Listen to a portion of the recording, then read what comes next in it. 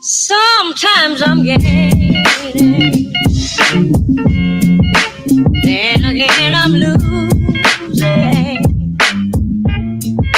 Sometimes I'm rising, yes, sir. Then again I'm falling. Sometimes I'm gaining, then again I'm losing. Sometimes I'm rising, yes, sir. Then again I'm falling. Let Jesus work it out. Please, your Father would work it out. Oh, let God work it out. Please, your Father would work it out. Oh, let God work it out. Please, your Father would work it out. Oh, let God work it out. Oh, work it out. You work it out for Mother Lisa.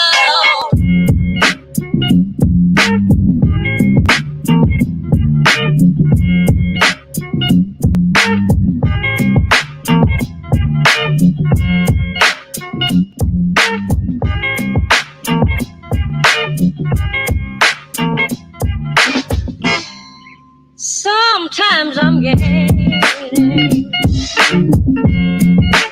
then again I'm losing. Sometimes I'm rising, yes, sir. Then again I'm falling. Sometimes I'm gaining, then again I'm losing. Sometimes I'm rising, yes, sir. Then again I'm falling. Let Jesus work it out. Please, your Father would work it out. Oh, let God work it out. Please, your Father would work it out. Oh, let God work it out. Please, your Father would work it out. Oh, let God work it out. Oh, work it out. 'Cause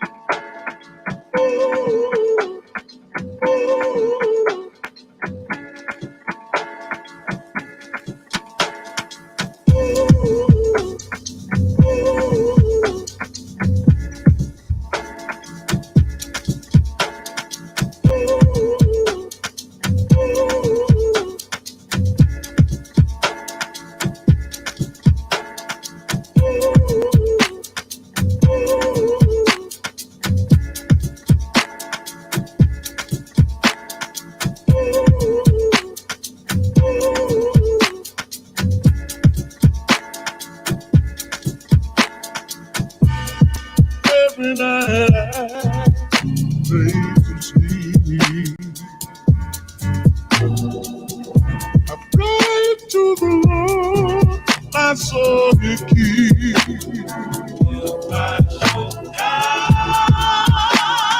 About to die before I wait. I go to the Lord, my soul you take.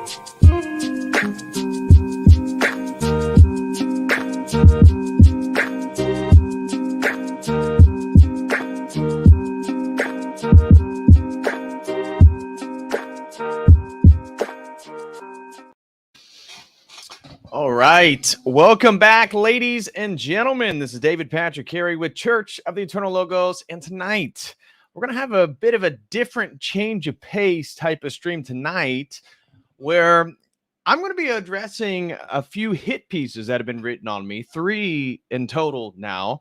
The first 2 I've ignored. Then the third one, your boy made European news. So apparently Euro News has written another article, and this is also claimed I'm a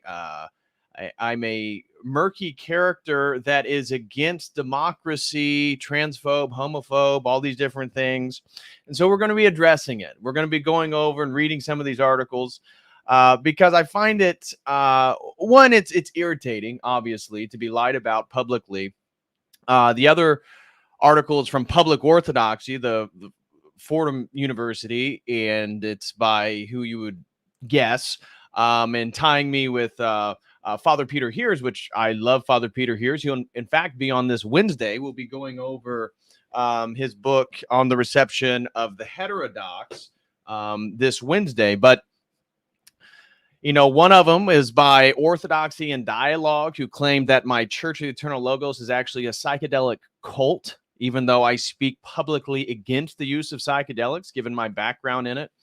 So it's quite an interesting combination of opinions about myself. And instead of attacking the authors or any of the particular people at hand today, I'm not going to do that. I'm not going to say anything that could be potentially fallacious, anything derogatory. I don't know any of these people personally. All of 3 of them have said untruthful things about myself, and I can understand maybe why they're doing that in regards to an article that Rachel Wilson wrote in concerning where this money's coming from that's funding some of these subverting efforts within Orthodoxy, like Orthodoxy and Dialogue, potentially, but certainly the Luce Foundation in regards to Fordham University and many of the programs that Sarah Riccardi-Swartz is a part of. And she wrote the second article, which is really a takedown of Father Peter Heers and calling him a conspiracy cleric. And it's really interesting, too, that again, you'll see in that article, I'm claimed to be an open homophobe, transphobe, I forget what else it says, conspiracy theorist. And it's interesting because, again, this woman, this academic, this professor, tells us that she is Orthodox. Now, she wrote a book that was basically a hit piece on a West Virginian Orthodox community, Russian Orthodox community, and painted them as these political radicals. So she certainly And I first came aware of her because of her attack on Abbott Tree Fund last Montanica. So last Montanica, I don't know if you guys saw that Abbott Tree Fund, who I beloved Abbott Tree Fund. He is an incredible man, incredibly genuine man. I absolutely adored my encounters with him in Montana last year. And as we'll read in the article that Rachel wrote defending Abbott Tree Fund, when you go to Butte, Montana was and is a mining town. But during Prohibition, they had all these speakeasies where they would serve alcohol underground or in these various, again, speakeasy places where you would be able to get a drink. And one of them is a tour that's over a decade old, this particular speakeasy. And you take, tourists, you take pictures, and Abbott Tree Fund took a photo with a prop Tommy gun, and it was all wooden. And Professor Sarah Riccardi-Swartz claimed that what we do out in Montana is a white supremacist militant organization. Of course, somebody I'm very close with, Father Turbo Qualls, is an African-American priest who is one of the main speakers this year in Montana. So how exactly it's white supremacy doesn't make a lot of sense, but we're going to be reading some of these articles tonight and seeing again what these people have to say, and apparently why they're upset with me, which is interesting because I normally don't get involved too much with some of the drama online or even the ortho drama. I try to always be a sort of somebody right in the middle in regards to not necessarily my opinion being lukewarm or something like that. But I try not to attack people personally and stuff on my channel. I don't use that. My goal for my channel is to promote Orthodox theology by addressing and looking at various topics in the world. Could be the manosphere. It could be occultism. It could be rituals and the utilization of masks or anything like that. Or again, just recently did a stream on the philosophy of dataism concerning my PhD research regarding transhumanism. So I like to think of my platform as not something that I'm trying to just get clicks. Obviously, we all want to get views. Obviously, we're all trying to make money. And that's another interesting thing. In the third article in Euro News, they claimed that I rail against democracy. I really can't think of, you guys watch my stuff. How many streams have I talked about democracy? Now, certainly there's questions regarding the efficacy of elections here in the United States that transpire 2020. It goes all the way back throughout the entire 20th century. Questioning elections in the United States is not a novel or new phenomenon.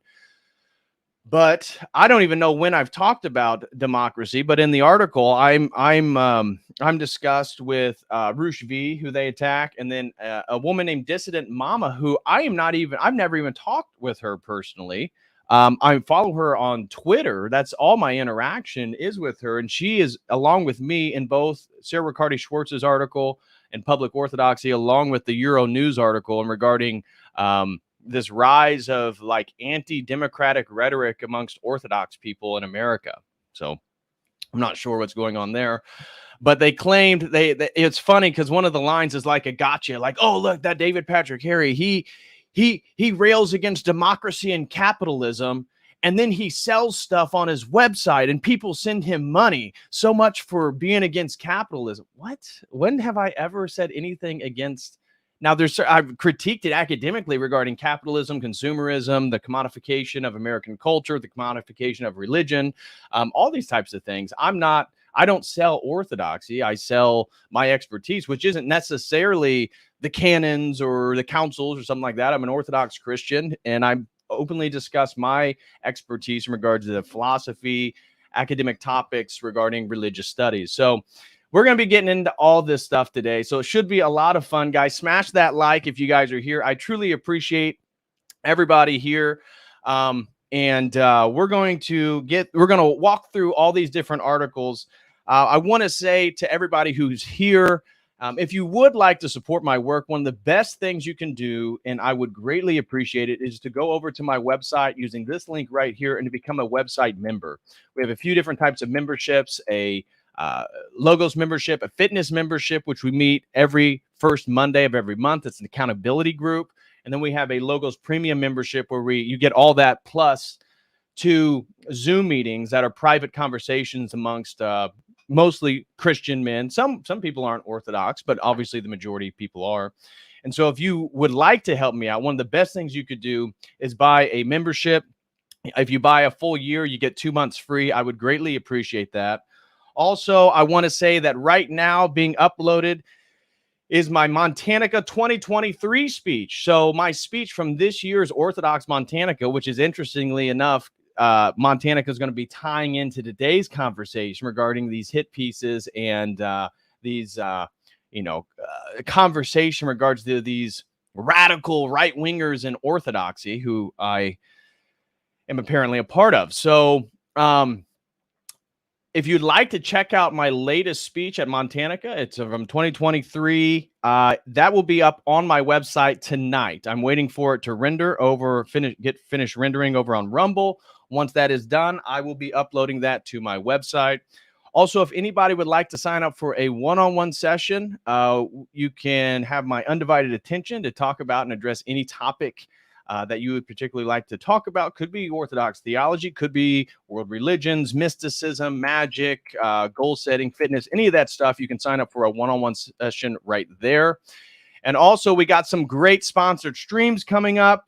So if you also have a topic you would like me to address in a stream format and use my expertise in regards to researching, I would be more than happy to do that. And you can sponsor a stream using this link right here. So thank you very, very much. Okay, so let's get into it. Let's read the first article here that was written about me. And this is actually going to go back a couple years. So let's pull this one up. Okay, Orthodoxy in Dialogue. Now, Orthodoxy in Dialogue wrote a letter to the dean of my university, where I'm pursuing my PhD in religious studies, and I'll be writing a dissertation on processes of deification and comparing Orthodox theosis compared to the apotheosis of transhumanism. And so this gentleman, who I believe is a defrocked priest, he is, again, and I'm not here to attack anybody. So if I get it wrong, I get it wrong. But from my understanding, he is a defrocked priest because he is an open homosexual.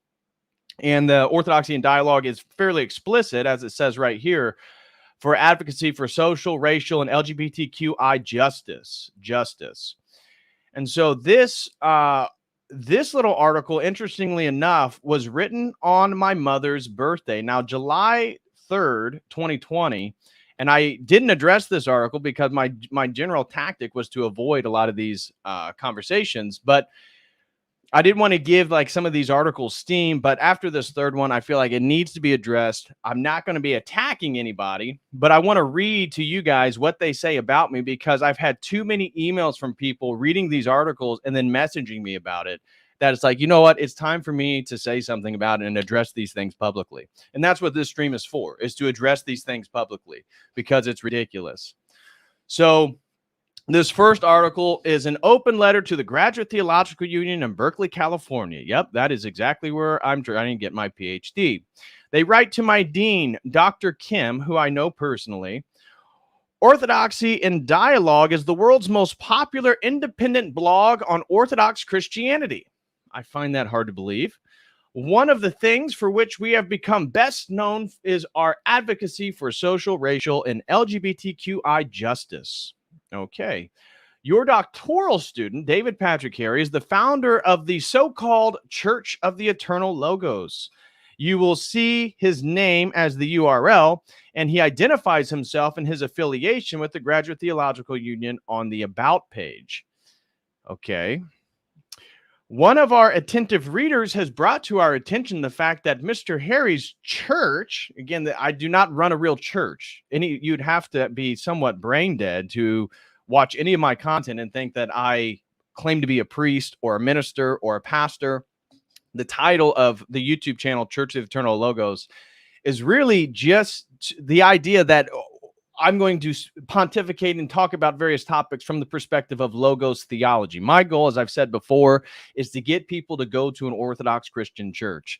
I am not a spiritual father. I am not a priest. I am not a pastor. I have no intention to do so. I am an academic, and I want to continue being an academic. And this T-shirt in question here, this T-shirt right here, was brought about because I did a stream talking about rebels. And I highlighted that this was again in 2020 during the pandemic. I said that, being a rebel in 2020 would mean to follow Christ. And the most rebellious thing you could do would to be an ardent supporter and follower of Jesus Christ, God incarnate. And I talked about how Eastern Orthodoxy, in regards to the cultural tensions at hand, afford people this sort of rebellious act in piety, right? So it's not like you're an actual rebel. It's not like you're actually going around and causing terror in society, but you are rebelling against the status quo. You're rebelling against the system at hand. And so somebody made me a logo of an Orthodox cross with sort of like Confederate stars on it, as you can see.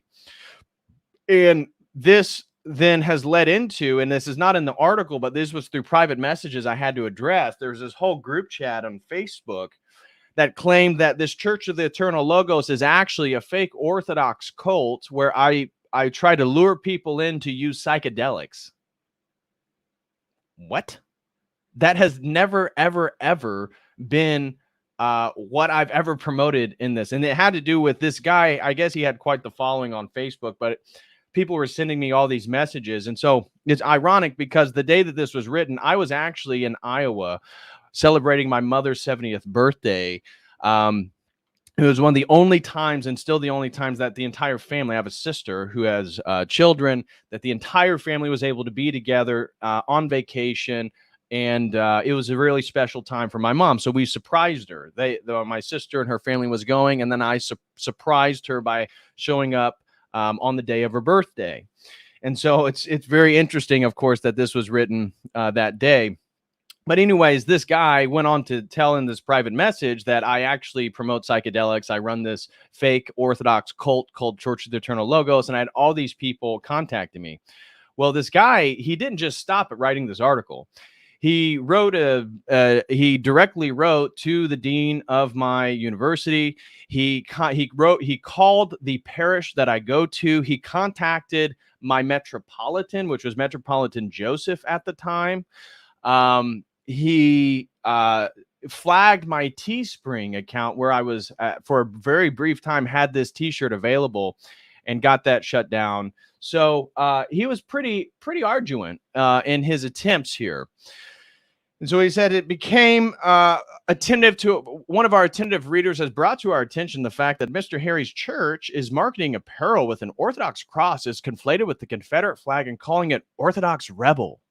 Not only is this highly objectionable to Orthodox Christians, but it puts the GTU in a very poor light and raises serious questions about the safety of your students, staff, and faculty of color. And so in these private messages, apparently he wrote, and thank God the university knows me personally.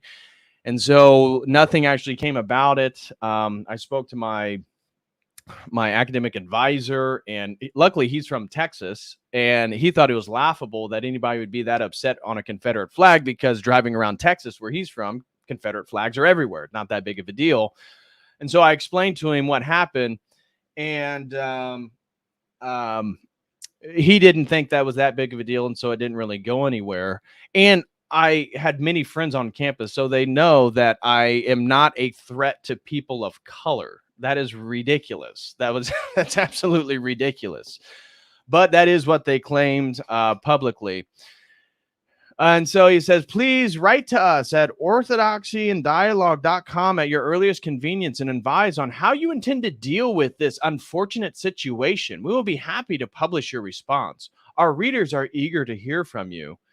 And Orthodoxy and Dialogue readers should contact Dr. Kim. So then he gives the dean of my university. They give out his email and a phone number. They said, see the extensive white supremacy and racism section, which they included me in. And And so note especially our repeated attempts to get Orthodox hierarchs, seminaries, and monasteries to address the presence of white supremacy, racism, and white nationalism within the Orthodox Church in North America.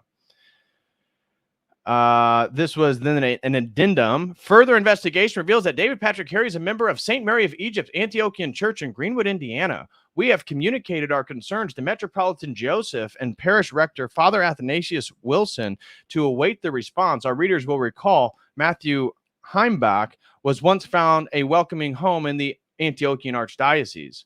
Another amendum. Orthodoxy and Dialogue's Facebook group organized a campaign to have Teespring remove the page advising Mr. Harry's stars and bars, Orthodox Rebel apparel. It is gratifying to see that we succeeded in just over 24 hours. Here's the page where it was advertised. We still encourage Metropolitan Joseph, Father Wilson, and Dean Kim to investigate Mr. Harry for other evidence of white nationalist, anti-African American activities. What? Jeez. So, unfortunately for Orthodoxy and Dialogue, this gentleman who, God bless him, I wish him nothing but the best, he attacked Father Josiah Trenum. And if let's just put in Orthodoxy and Dialogue, Father Josiah Trenum, you'll see that come up. He did a disgusting takedown, or tried to, of Josiah Trenum, because one of his eldest sons was battling problems with addiction and made a claim that was not true regarding Father Josiah Trenum. And so Father Josiah Trenum was awarded $300,000 in case against pro-LGBT site Orthodoxy and Dialogue. So Peter Giacomo, the editor of pro-LGBT site Orthodoxy and Dialogue, has been ordered by the U.S. District Court to pay Father Josiah Trenum $300,000 for publishing false, malicious, and defamatory statements and accusations concerning the priest and his ministry, and for harassing the Trenums, reports the Times there. So last July, San Filippo and 3 Orthodoxy and Dialogue colleagues of multiple instances of defamation, includes claims of conspiracy, harassment, extortion, interference, and prospective economic advantage, and internal infliction of emotional distress. It was also argued that Orthodoxy and Dialogue intentionally doctored video footage of one of Father Josiah's sons to attack the priest and his ministry. Father Josiah was long a target for Orthodoxy and Dialogue due to his outspoken defense of the Orthodox Church's view on marriage and sexuality. And now this is going to come back to be a criticism against me, is that I promote or advocate for traditional understandings of sex, gender, and marriage. Now, as you know, I do not attack people. I've never used my platform to attack people. And Father Josiah Trenum doesn't use his platform to attack anybody. And just because he is outspoken about the promotion of the Orthodox Christian Church, we'll see in the second article here by Public Orthodoxy that they claim they use hot words like homophobe, transphobe. I don't know. They call me a fat phobe. I'm not sure, which is, again, it's sort of word magic, because phobia insinuates a sort of irrational fear of something. I have no irrational fear of homosexual people or transgender people. I know both categories of people, and people in my own family, not my immediate family, but my extended family, are of both of those categories, and I show them nothing but utmost respect. I can disagree and still love people. You can love the sinner and disagree with the sin. So you can see that this promotion of traditional marriage and sexuality is a real hot topic by those who want to attack people in the church. However, the order issued by Judge John Holcomb of the United States District Court for the Central District of California restrains San Filippo from further attacks against Father Josiah, his family, his parish, and his ministry. And so obviously I don't have the community nor the resources to go and perform a lawsuit against anybody. It'd be nice if I did, but I don't. I'm a single individual. I'm trying to finish a PhD. I'm trying to get married, and I'm trying to build a life and a future for myself and my family. So that's the first article. This one caused me a lot of problems. It says here whether this is true or not. It says it has 1,700,000 views. So I highly doubt that, given it only has 6 comments and those have been turned off. So I don't think so. I don't think so. That seems to be like a fake number to me. Now, the next one that they just published, this was more recently. This is from July of this year, July 2023. Public Orthodoxy, the conspiratorial cleric. And this is obviously by Sarah Riccardi-Swartz, who is infamous for her really disgusting writing of the Appalachia Church, where she sort of posed as a parishioner for a year, collected interviews and stuff like that, and then wrote a really derogatory book called Between Heaven and Russia, Religious Conversion and Political Apostasy in Appalachia, where she basically paints all these people as like pro Putin, radical right-wing Russian supporters and stuff like that. So it's the same old rigmarole, right? And she has this article here, also Orthodoxy in the E-Spirit of Radicalism. Her whole thing is about like attacks on democracy, and we can see why. And I think it's going to make a lot more sense reading this article after we read the one that Rachel Wilson wrote last year, July of 2022. It's funny how so much of this stuff happens in July, right? The first one was in July 3rd, my mother's birthday, 2020. And then I had 2 hit pieces written on me in July of 2023. And so this one, Rachel was rebutting the claims of Sarah Riccardi-Swartz that Abbot Trifon was part of a militia group at Montanica and that we were promoting white supremacy and white nationalism. It couldn't have been further from the case. We didn't do any of that stuff. As I said, Father Turbo Qualls, an African-American, was one of the keynote speakers this year. So it's absolutely preposterous that anybody would say that. But I want to read Rachel's article because it's really good, and it's going to make a lot more sense when we then read the articles about myself and Father Peter Hears. So how big foundation money is subverting traditional Christianity? A commentary on the recent attacks on Abbot Trifon and patristic faith. And this was, again, Abbot Trifon was really going through it last year because of, Ancient Faith Radio. They wanted to take him off despite having the most popular podcast because he was critical of some of the medical requirements or the medical procedures that were pushed after 2020. You can understand what that is, getting the jibby jab. And Abbot Trifon was very clear that he planned on not getting it, though he allowed monks in his monastery, if they wanted to, they could. And so, like I said, at Montanica, we were all at a speakeasy one night. Abbot Trifon was there. And this speakeasy was over 100 years old. Tourists come and you get behind the bar of the speakeasy and you hold a wooden Tommy gun. It doesn't even have a real trigger. It's not a gun. It's just a block of wood shaped like a Tommy gun. And because that photo emerged from the event in Montanica last year, she claimed all these things about active militia groups and radical right-wing politics and all the hot words, as you can imagine. So let's read Rachel's article here, and then we'll get into the 2 articles that have been written about me, because the Euro News article, which again, it's amazing that we made European news. I don't know how American Orthodoxy is so important and so radical that it needs to make the news in Europe. But we will read that article here in a few. And that one focuses on Rushvi, myself, and Dissident Mama. So Rachel writes, and shout out to Rachel. I just saw her here. Shout out to Rachel. She says, hey, what's up, everybody? God bless you, Rachel. Wishing you and the family nothing but the best. And so it says, where is a struggle within Christianity right now between Christianity right now between those who want to retain its traditional moral and social teachings and those who seek to modernize. Can I not highlight here? I guess not. And those who seek to modernize and conform Christianity to the modern liberal democracy social order of the West. We saw this in Protestant churches immediately after the Reformation, with some of the more radical reformers fleeing Europe to settle in America. Once here, they were preaching social gospel and egalitarianism in the mid-19th century. We saw it again in the Roman Catholic Church in the mid-20th century, beginning mostly with Vatican II. In both Protestant and Catholic churches, traditionalists have been mostly drowned out by modernists. Many Protestant churches now accept female ministers, LGBT clergy, and even gay marriage and abortion in some cases.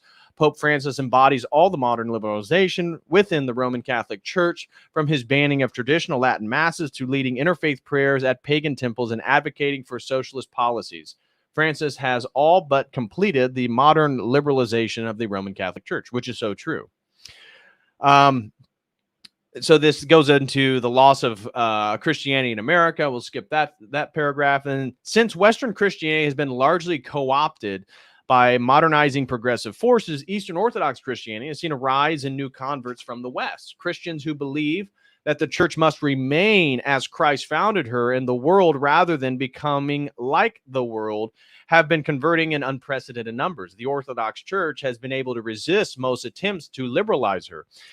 This is thanks to the fact that the church grounds its teachings in tradition and apostolic succession. Also, its ecclesiastical structure does not rest on one man as it does in the Roman Catholic Church, nor is it decentralized, that is, fragmented as the Protestant churches. Because of this, there are renewed efforts to corrupt and modernize the Orthodox Church and anyone who stands in fervent opposition to these efforts. A recent example of this are the social media attacks on Abbot Trifon and Patristic Faith, of which I'm a part of Patristic Faith.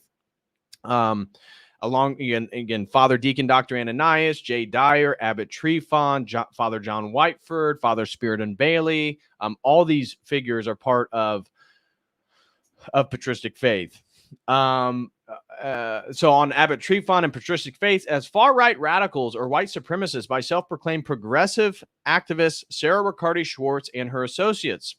Last week, a photo of Abbot and several young men who attended the Orthodox Montanica Conference was shared by Riccardi-Swartz. The photo shows the group on a historic tour of Butte, including the old mining town jail, as well as a century-old speakeasy.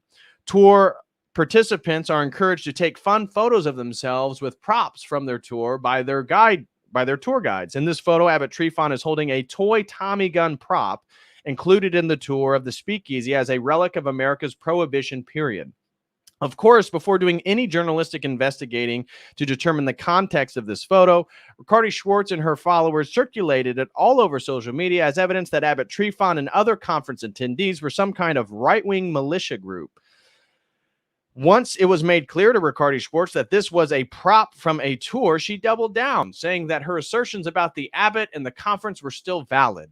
Many people were confused by this. Why would this woman want to paint a kindly church elder as a violent extremist, even after being corrected about the nature of the photo?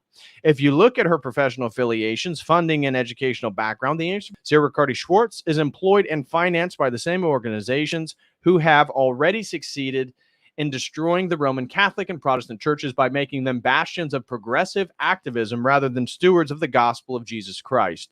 These organizations seek to neutralize Christianity and make it compatible with progressive globalist agenda. The Orthodox Church has become their new target since it stands as the last stalwart against this agenda.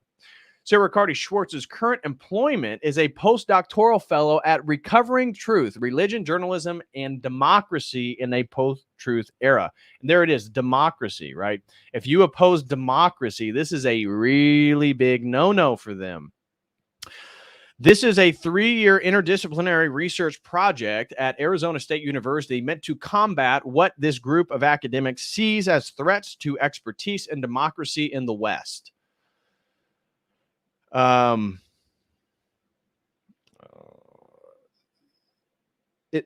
website explains authoritarian, anti-democratic, and anti-expertise movements are surging in the United States and around the world. So the anti-expertise movements, these are if you questioned medical requirements in 2020, if you questioned aspects of the pandemic, you then are grouped in here. If you have questions about an election in 2020, you are grouped in here. So again, authoritarian, anti-democratic. They get the authoritarian by they group you with Putin. This is their rhetorical sleight of hand. They say, oh, you support Putin, therefore you support authoritarianism. Oh, you're orthodoxy and you believe in the Byzantine monarchy, you're anti-democratic. And then, oh my gosh, you didn't want certain procedures, you're anti-expertise, anti-establishment. This then is their trifecta in the sense that you then are a conspiracy theorist. These movements are surging in the United States and around the world. The credibility of scientists, journalists, educators, and civil servants erodes as trust in the institutions of civic life falls away. Religious actors and institutions play ambivalent roles in some cases, resisting and in others supporting the traffic of fabrications and falsehoods.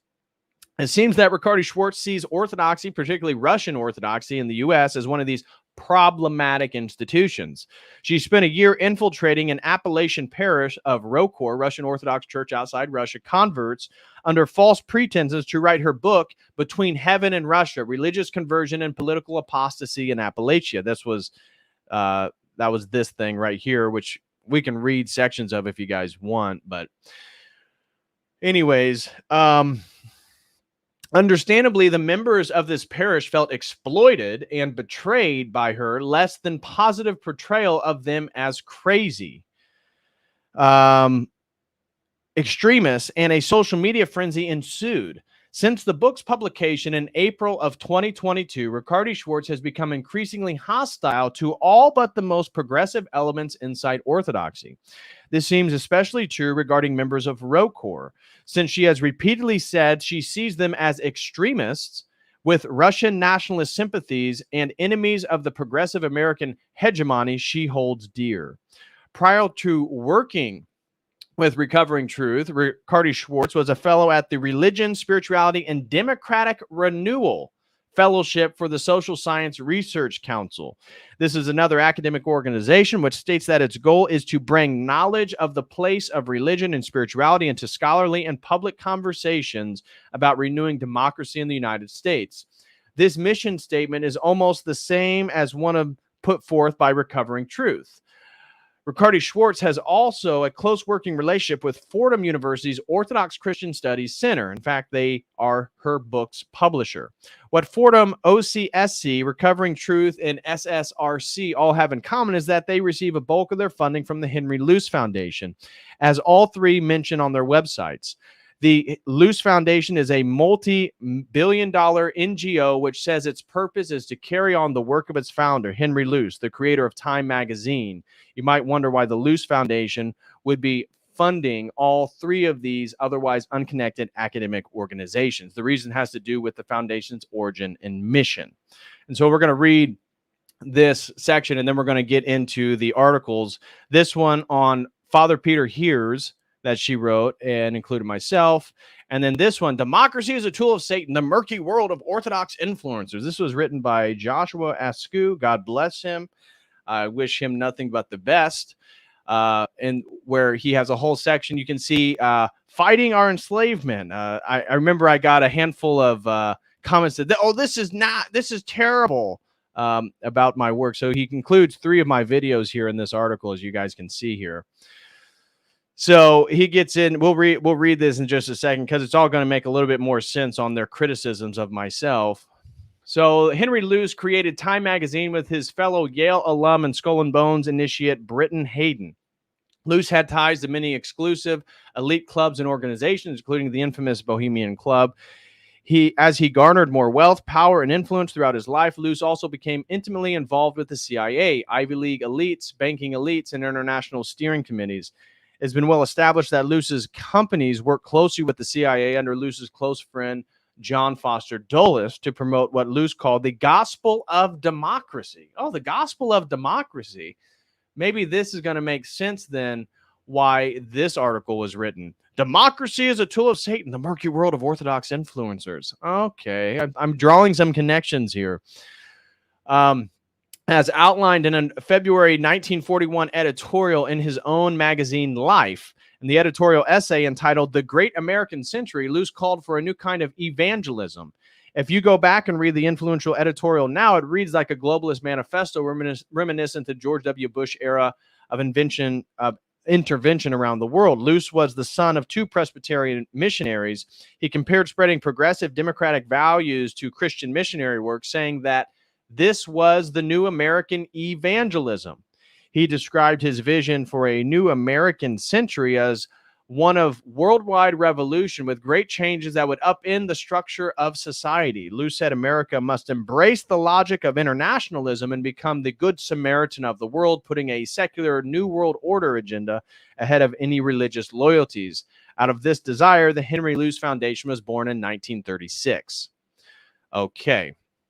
So let's then go straight into this democracy one, since it connects so well with that one. So democracy is a tool of Satan. This was written the last day of July 31st of 2023. So this year, it says, a small, slick contingent of young Orthodox stars are harnessing social media to spread extreme messages around the world. Extreme messages. Democracy is a tool of Satan that has been perfected by certain people and their Gentile allies in secret societies to take sly control of nations while allowing citizens to feel they have the choice in the matter, keeping them compliant and dumb. These words were written by Roosh V. It is rampantly anti-Semitic online writings which parrot classic line that certain people run the world. The former pickup and alt-right blogger turned Orthodox zealot talks about a once Christian West transformed into a state of pornographic sewage. Alleged national decline is a prominent theme in America's writings, believing untold millions in the Western world have sold their, quote, souls for comfort, money, and sex. Well, that's not too far off. Certainly many people have. America's moral sickness is in its terminal stage, he wrote on one blog post. The boomers are busy counting their money. Gen X is trying to keep their 2.1 children from becoming gay. Millennials open Pandora's box on degeneracy, and the Zoomers may not be able to keep their brains intact from being exposed to hardcore pornography at the age of 8. They're done with democracy. Roosh V is just one of a small clique of more radical Orthodox internet celebrities. Oh, I'm an internet celebrity. I didn't know that. I thought it would be more lucrative than this. Orthodox Christianity in the United States is a very complex religious scene, with each influencer having their own particular brand. Historically, Orthodoxy was the faith of Eastern European immigrants. However, Sarah Riccardi-Swartz, assistant professor of religion and anthropology at Northeastern University, told Euronews the religion is being pulled to the right, even alt-right, by a rising cohort of homegrown converts. They go by labels like traditionalists, America First, patriots, or monarchists. They use all sorts of different political descriptors, but one of the things they have in common is that they're largely far right. They're kind of done with American democracy, she said. And so how many Orthodox content creators describe themselves as America First, patriots, monarchist? I mean, certainly we may believe that the church's stance on monarchy is shout out to Willie Jenkins. He says COTEL is mean. Apparently that's the case. At least that's the word around the street. That's what everybody's saying. So very interesting. Thank you so much, Willie Jenkins, for being a member. Looks like we got a few super chats. Adam Nice through a $9.99 says, getting the dire treatment from the tattletales is a badge of honor. Congrats, you're doing it. Well, thank you so much, Adam Nice. Yeah, I think, again, when you read their criticisms of me, and we'll get to it here in a second, it's not even accurate, right? Again, one was that my Church of the Eternal Logos channel is a psychedelic cult that hides behind a sort of moniker of orthodoxy. I'm a fake Orthodox grifter, apparently, and I try to lure people into the use of psychedelics, which I'm actively and openly telling people not to do, which makes no sense. It's a conflation of my past channel, which is very interesting, because if I was just a grifter, I would just keep posting stuff on psychedelics. I was making quite a nice chunk of change there. But anyways, Thank you so much, Adam Nice, for the 9.99, brother. I really do appreciate the support. And my brother AC says, a threat to Fabian dictatorship of experts. Exactly. That's what they're so threatened by. That if you have critical thinking skills and you can think on your own and you come up with a different set of opinions, that is scary. Very, very scary. Then my buddy Chase Hager throws in $4.99, says Ben Cabe also added you to his schizo chart along with Father Spiriton. That is just people who publicly have done work together. I'll DM it to you. Yeah, please do. I'm curious. Let me see this. Oh, geez. So I'm on there somewhere, apparently. That is a wide web. I'm not sure I'm going to be able to pull that up, Chase, but thank you so much, man. I'm going to look into that later tonight. Yeah, Ben Cabe, another gentleman who's promoted the idea that that Catholicism has valid sacraments and various ideas that are not canonical, part of the Orthodox Church. Again, we don't hate Catholics or Protestants or anybody that we would deem heretical in any way. We would hope that they would correct themselves.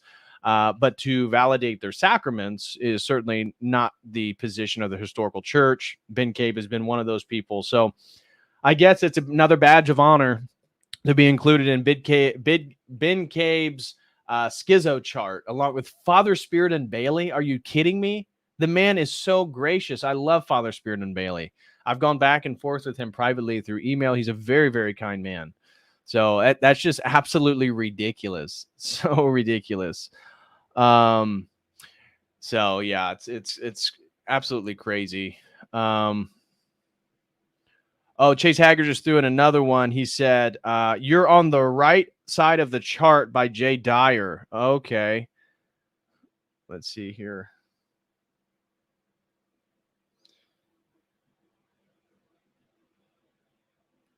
Oh, yep, I see it. Interesting. Oh, even you made it, Chase. So you made it too. Very cool. Very cool. Very cool. Yeah. So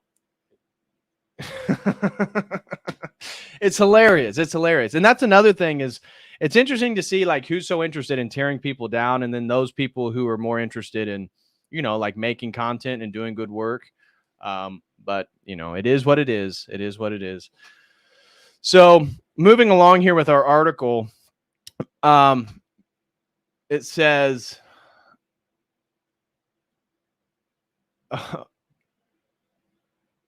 Willie Jenkins says, but not as mean as Dyer. Yeah, I know, right? I think I need to be, apparently. Or at least they portray me as mean as Dyer. It's it's so crazy. Oh my gosh. If I wasn't sane, I would be more upset with I am, but it is what it is. Okay. So, that just fell out. Let me grab that.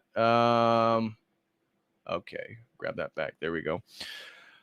Okay. So, let's see here. Yeah, not as mean as Dyer, and then said you're on the right. Okay, let's get back to the article here. So they go by all these different labels were claimed. Many tap into disaffection within religious communities that mainstream church leaders and right-wing politicians have let society turn its back on religion and morality. Using meme culture, their own websites and social media platforms such as Twitter, Instagram, and YouTube, the Orthodox celebs, I didn't realize we're celebs, reach tens of thousands of people on a daily basis. What's drawing people specifically to Orthodoxy is they see it as a faith that is unchanged, one that has kept the traditional gender roles, forms a patriarchy and hierarchy. Sarah Riccardi-Swartz explained. That's really appealing to a community that feels like society and gender roles are shifting rapidly. Okay, so I guess you're not allowed to like those things, or you're not allowed. I mean, that's what the interesting thing. Orthodoxy's official position is heterosexuality is two genders, two sexes. So it seems like for Sarah Riccardi-Swartz to act like that's like a radical opinion, you would have to demonstrate that that's not the actual Orthodox take and Orthodox opinion on this. So it's fascinating. They use social media to expand their base and movement, which is a lot about getting back to the land and going offline, she added, pointing out how modern technologies are ironically being used to revive deeply traditional societies. Now, the alpha male versions of OnlyFans girls. Yeah, it's so funny because I critique Andrew Tate. So much far-right Orthodox influencers chat focuses on what it means to be a man in modern society. And their listeners, mostly young, university-educated white men hailing from upper middle-class backgrounds, explained Riccardi-Swartz. One example is 30-year-old David Patrick Harry, a PhD student at the University of Berkeley and founder of the so-called Church of the Eternal Logos. It's so funny. They always think it's a real church. In stripped-down live streams introduced with ethereal religious hymns overlapped with hip-hop beats, he delivers speeches on the manosphere, an umbrella term for male supremacist ideas and groups, to his nearly 20,000 subscribers.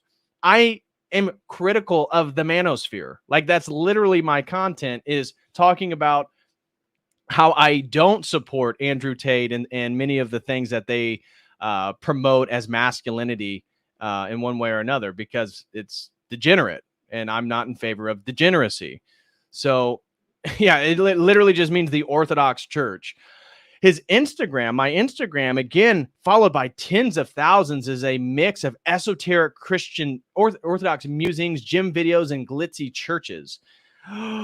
In one illuminating video, he criticizes the misogynistic internet star Andrew Tate as an example of morally disreputable men who are self-absorbed, materialistic, and hedonistic. Yeah, exactly. I absolutely said that. Instead of arguing for a true patriarchy of spiritual principles. Yeah, exactly. That's biblical.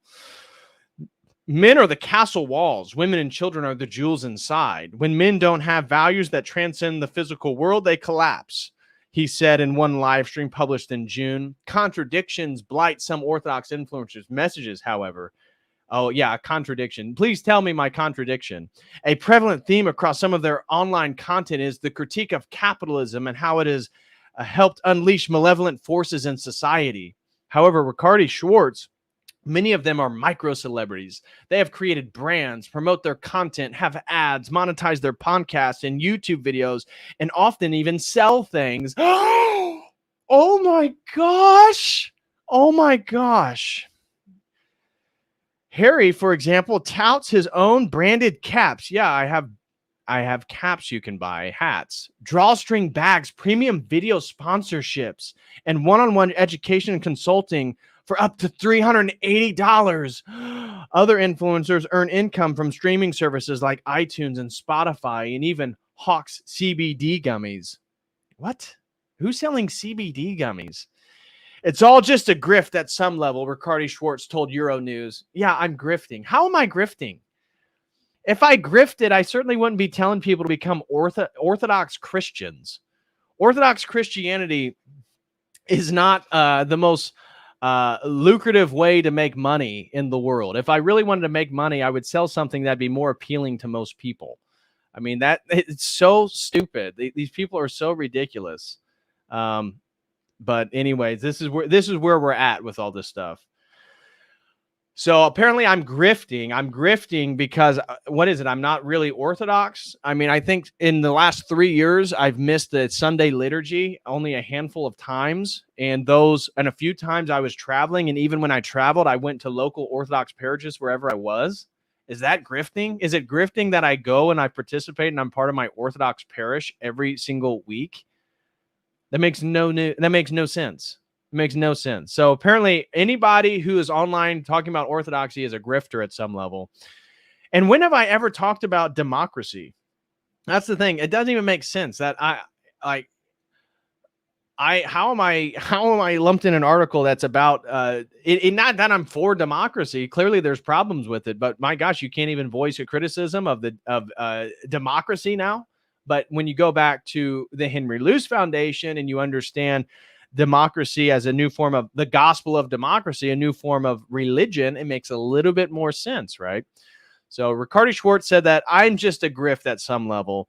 They're promoting what they perceive as idyllic utopia of traditionalists, but in reality, they're just recapitulating capitalism over and over again. Well, nobody said that capitalism and being able to sell a product or somebody being able to pay you for a service is a bad thing.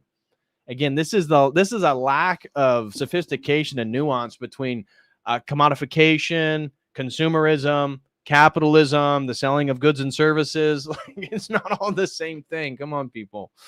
This is ridiculous. So anyways, she goes on to talk about Orthodox Mama, who I'm not even familiar with. I've never spoke with her privately. I only follow her on Twitter, partly due because we keep ending up in the same hit pieces. It says the Orthodox youth can only be entertained by memes for so long. Though spread over a large diffuse area, the Orthodox Church's far-right microstars are taking action and trying to bring about change. Dissident Mama, focused on the alleged cultural genocide of U.S. Southerners and anti-whiteness, writes put-downs of critics railing against scaredy cat socialists, paid propagandists posing as historians, and progressives Greta Thunbergese. Darker actions have been taken by some followers of the clique, such as abusing social groups they oppose and doxing critical Orthodox priests, revealing personal details about their families. I don't even know anything about that. I have no idea who doxed any priest, and I would not support anybody doxing any priest. That's terrible. That's absolutely terrible. So all this radicalism is creating a rift within the Orthodox Church between younger vocal upstarts and the established powers, many of whom are older men who have little understanding of digital technology, explained Riccardi-Swartz.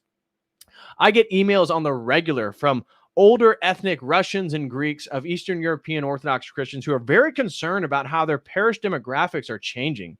They don't understand why, when they go to coffee hour, there's now a young white man telling them that they're going to hell if they don't vote for the Republican Party, she said. That did not happen. And anybody who's talking about the Republican Party at an Orthodox coffee hour is an idiot. They're an idiot. That's absolutely retarded. And I don't know, I God willing, I hope nobody who follows my stuff would act that way at church. But you see this idea that unless you're an Eastern European, you're not allowed to be Orthodox. Things are shifting. You now have a minority religious faith, which is sort of being colonized by white American men. It's very scary. Oh my gosh, it's so scary. It's so scary. So scary, guys. Despite their online hubris, many were still doubtful their movement could take the streets by storm. Even if you wanted to assemble a movement to combat the Jewish cultural terrorists, you would not be able to find many men who, one, still possess the cognitive ability to perceive the truth and accept it, and two, have enough physical stamina to endure a fight that requires them to stand for more than 2 hours a day, and three, won't be taken by the feds in an unseemly sting operation on trumped-up charges instigated by a loser infiltrator, wrote Orthodox blogger Roosh V. We cannot speak the truth. We cannot organize. We cannot even identify the enemy with our speech. And we so dare so. Okay. So that's basically the end of this article. And so I'm not sure how my content fits in any of this stuff. Apparently, I criticize Andrew Tate, and that was problematic. I promote Orthodox values. That's problematic.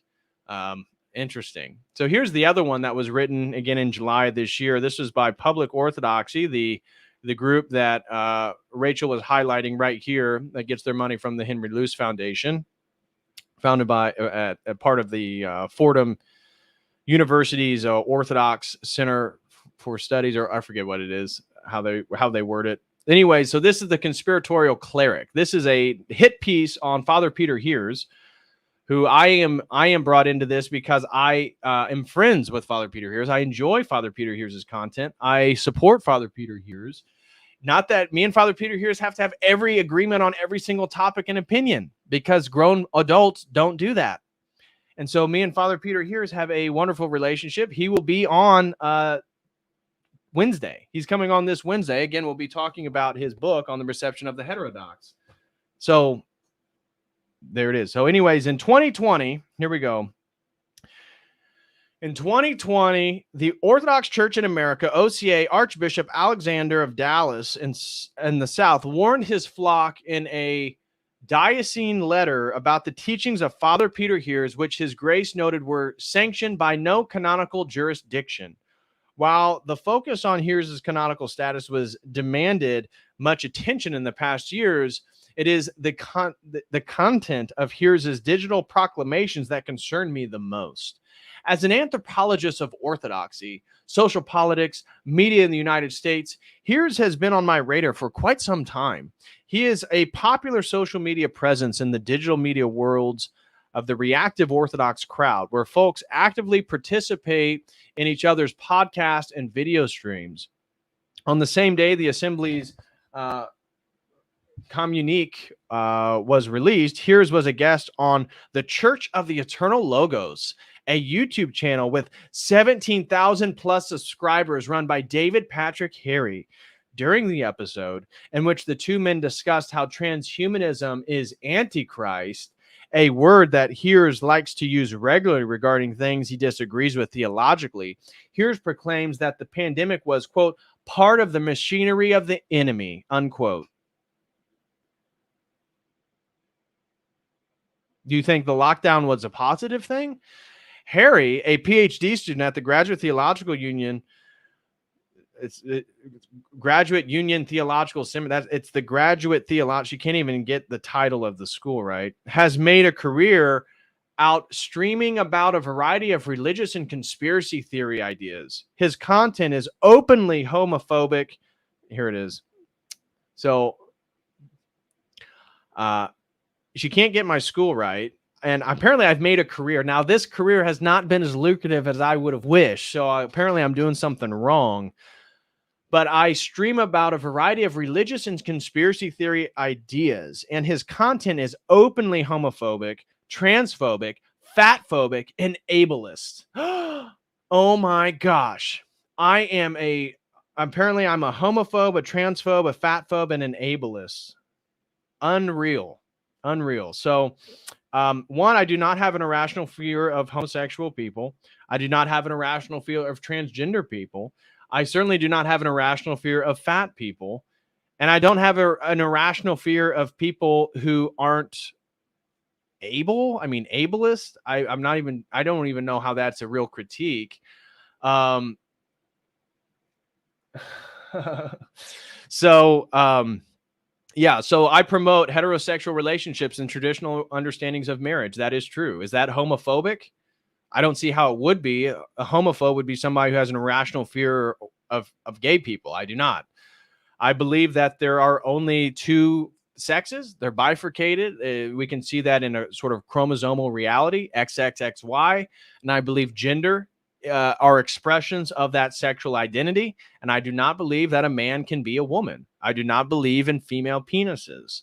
If that makes me transphobic, then my gosh, I guess I am. But phobia would insinuate that I have a rational fear or a hatred. I don't even hate these people.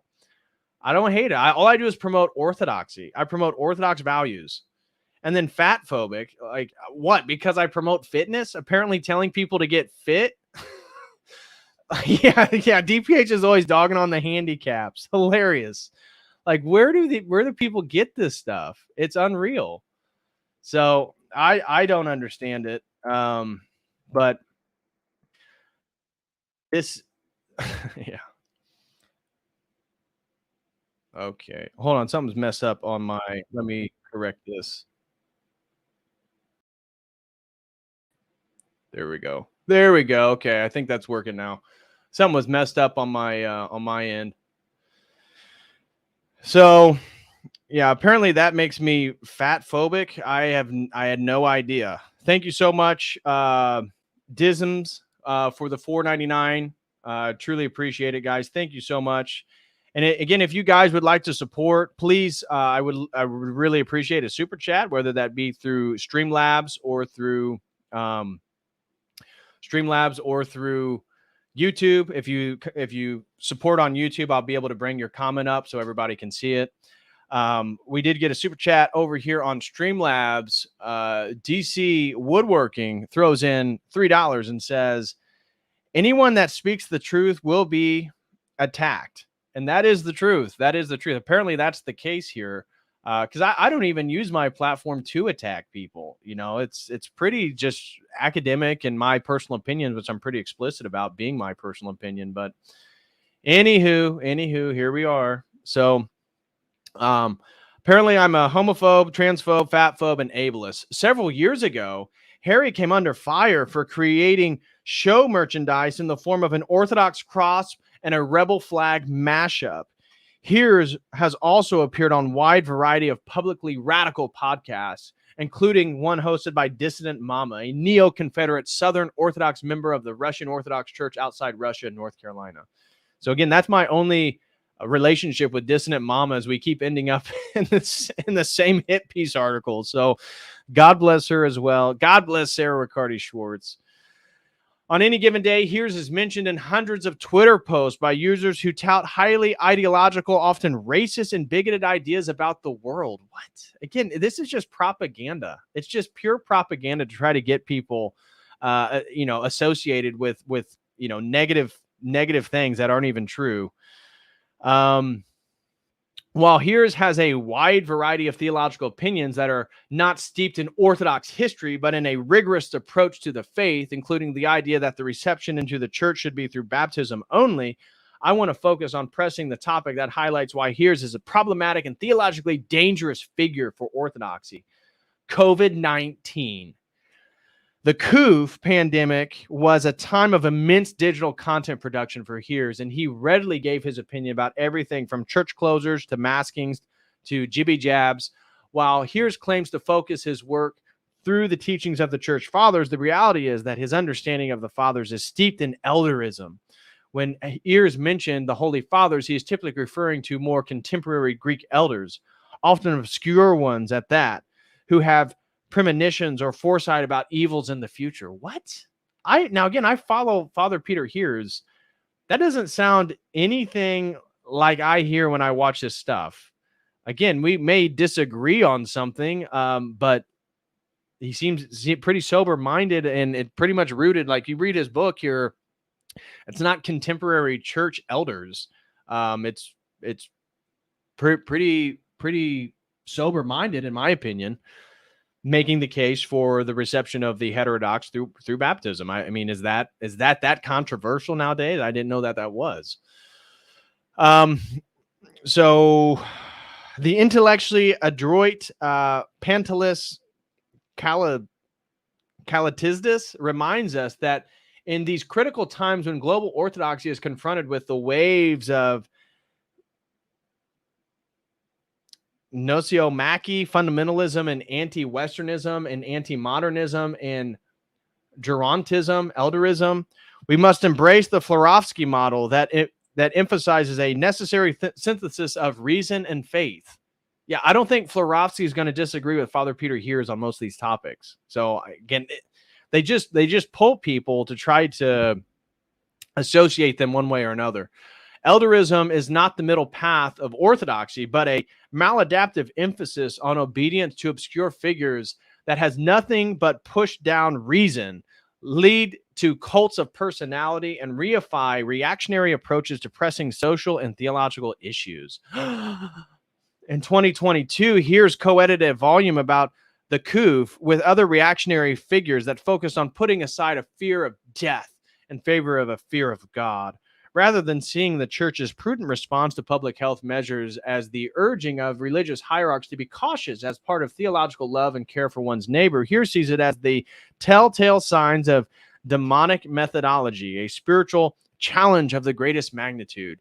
Here's his chapter in the edited volume is a written version of his two-part Orthodox Ethos video podcast series titled The COOF Narrative and the Demonic Methodology.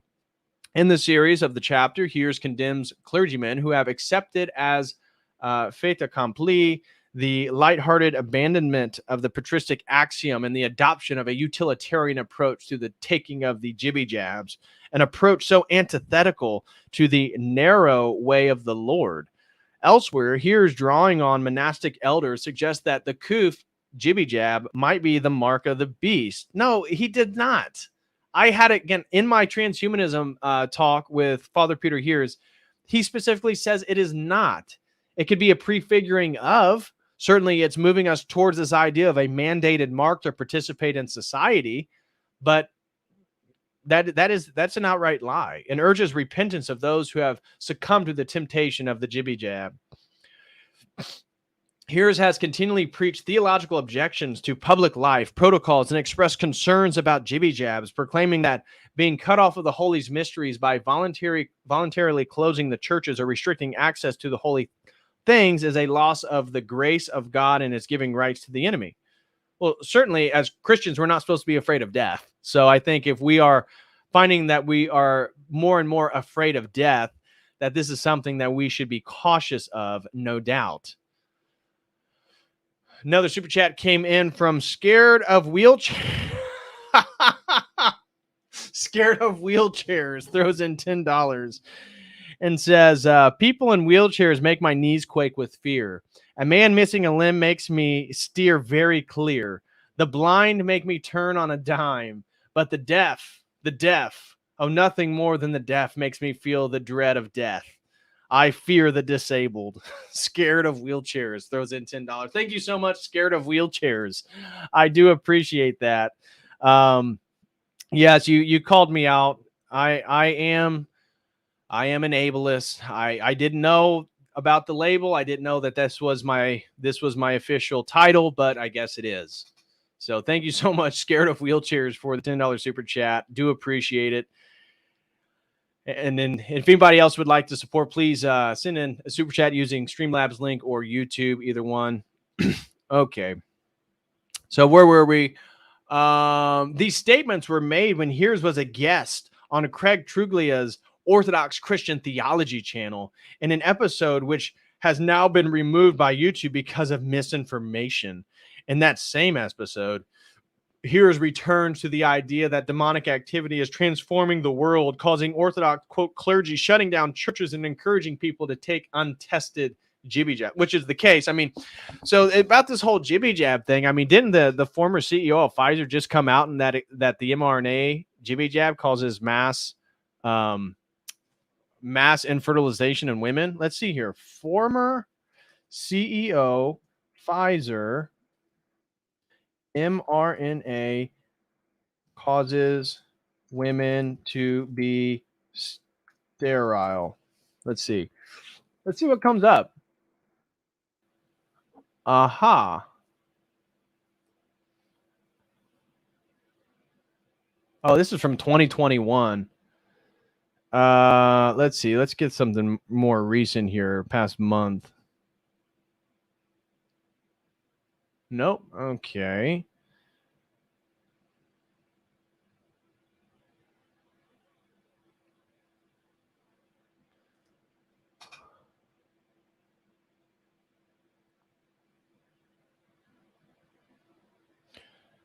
Okay. So this is Naomi Wolf's article, or at least talking about it, but or I guess it's an article by Ken Hughes, but the idea that the CDC came out. I mean, look at the multiple German studies. I know because my fiance is German. Germany, they've written multiple studies about the problems with myocarditis, pericarditis, and blood clotting due to the mRNA. So is it untested? Yes.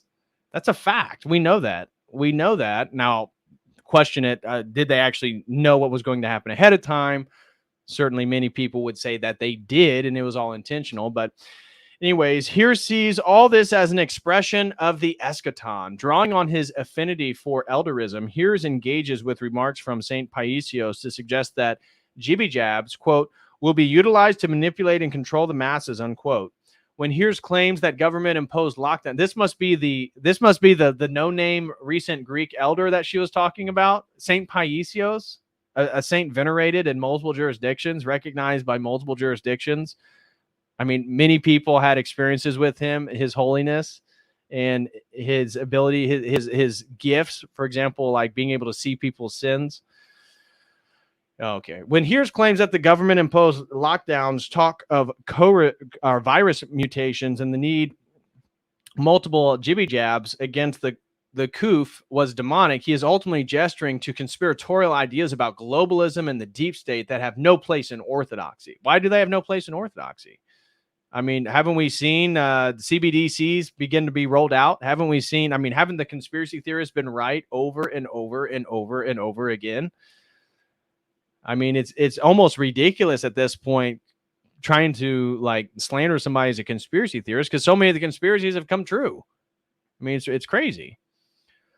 Last paragraph here. During a conversation with the dissident Mama, hearers offered a pastoral advice on how to deal with a bishop or priest who ask you to mask.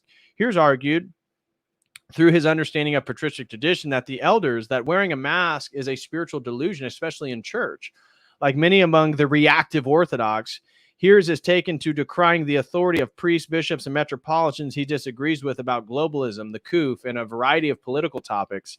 In the same episode with the dissident Mama, Hears proclaimed that among the Orthodox clergy, there is, quote, mass apostasy from Orthodox ethos and dogma, specifically through ecumenism and now through COVIDism. Well, while seemingly outside of the canonical Orthodox Church, here seems comfortable critiquing Orthodox clergy. He's not outside the canonical Orthodox Church. Like, again, just absolute ridiculous claims. Ridiculous claims.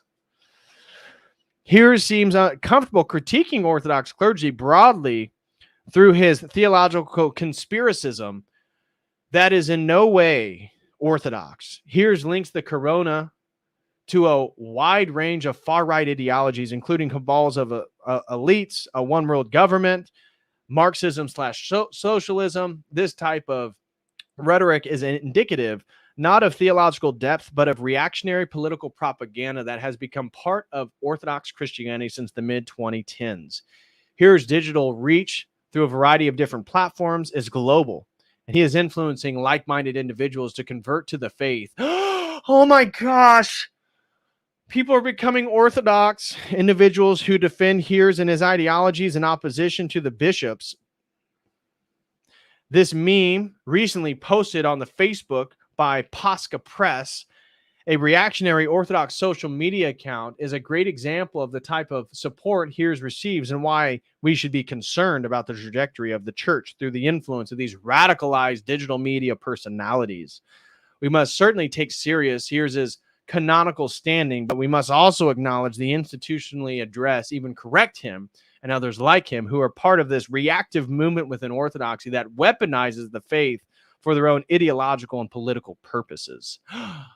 Okay, so notice all these articles, all of them use secular language, social justice language. None of them have anything to do with the Orthodox faith. None of them point out where somebody is theologically wrong, you know, highlighting that I'm a homophobe, transphobe, fatphobe, and an ableist, and I'm anti-democracy. I mean, this is the level of the criticisms we're dealing with. Or Orthodoxy in Dialogue claiming that I'm a fake Orthodox. Sir Riccardi-Swartz claiming I'm a grifter, claiming that the Church of the Eternal Logos is actually a psychedelic cult. I kid you not, that was the claim that was leveled by Orthodoxy in Dialogue.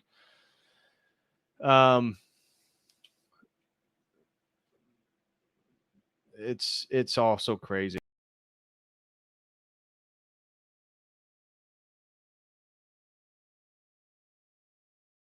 Sorry about that. The internet is acting crazy for me.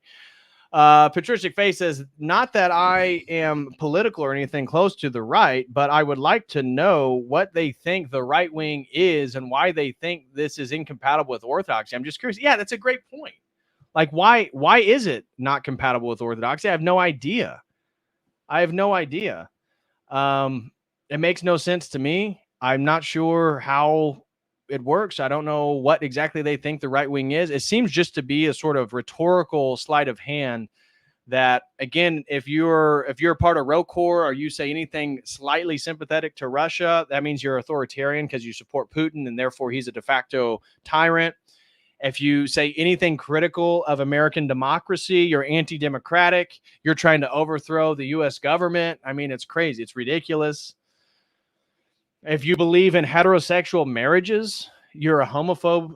If you believe in two sexes and genders, you're a transphobe. If you believe that people are healthier if they work out and stay fit, you're a fatphobe. Apparently, these are all right-wing sentiments. I don't know.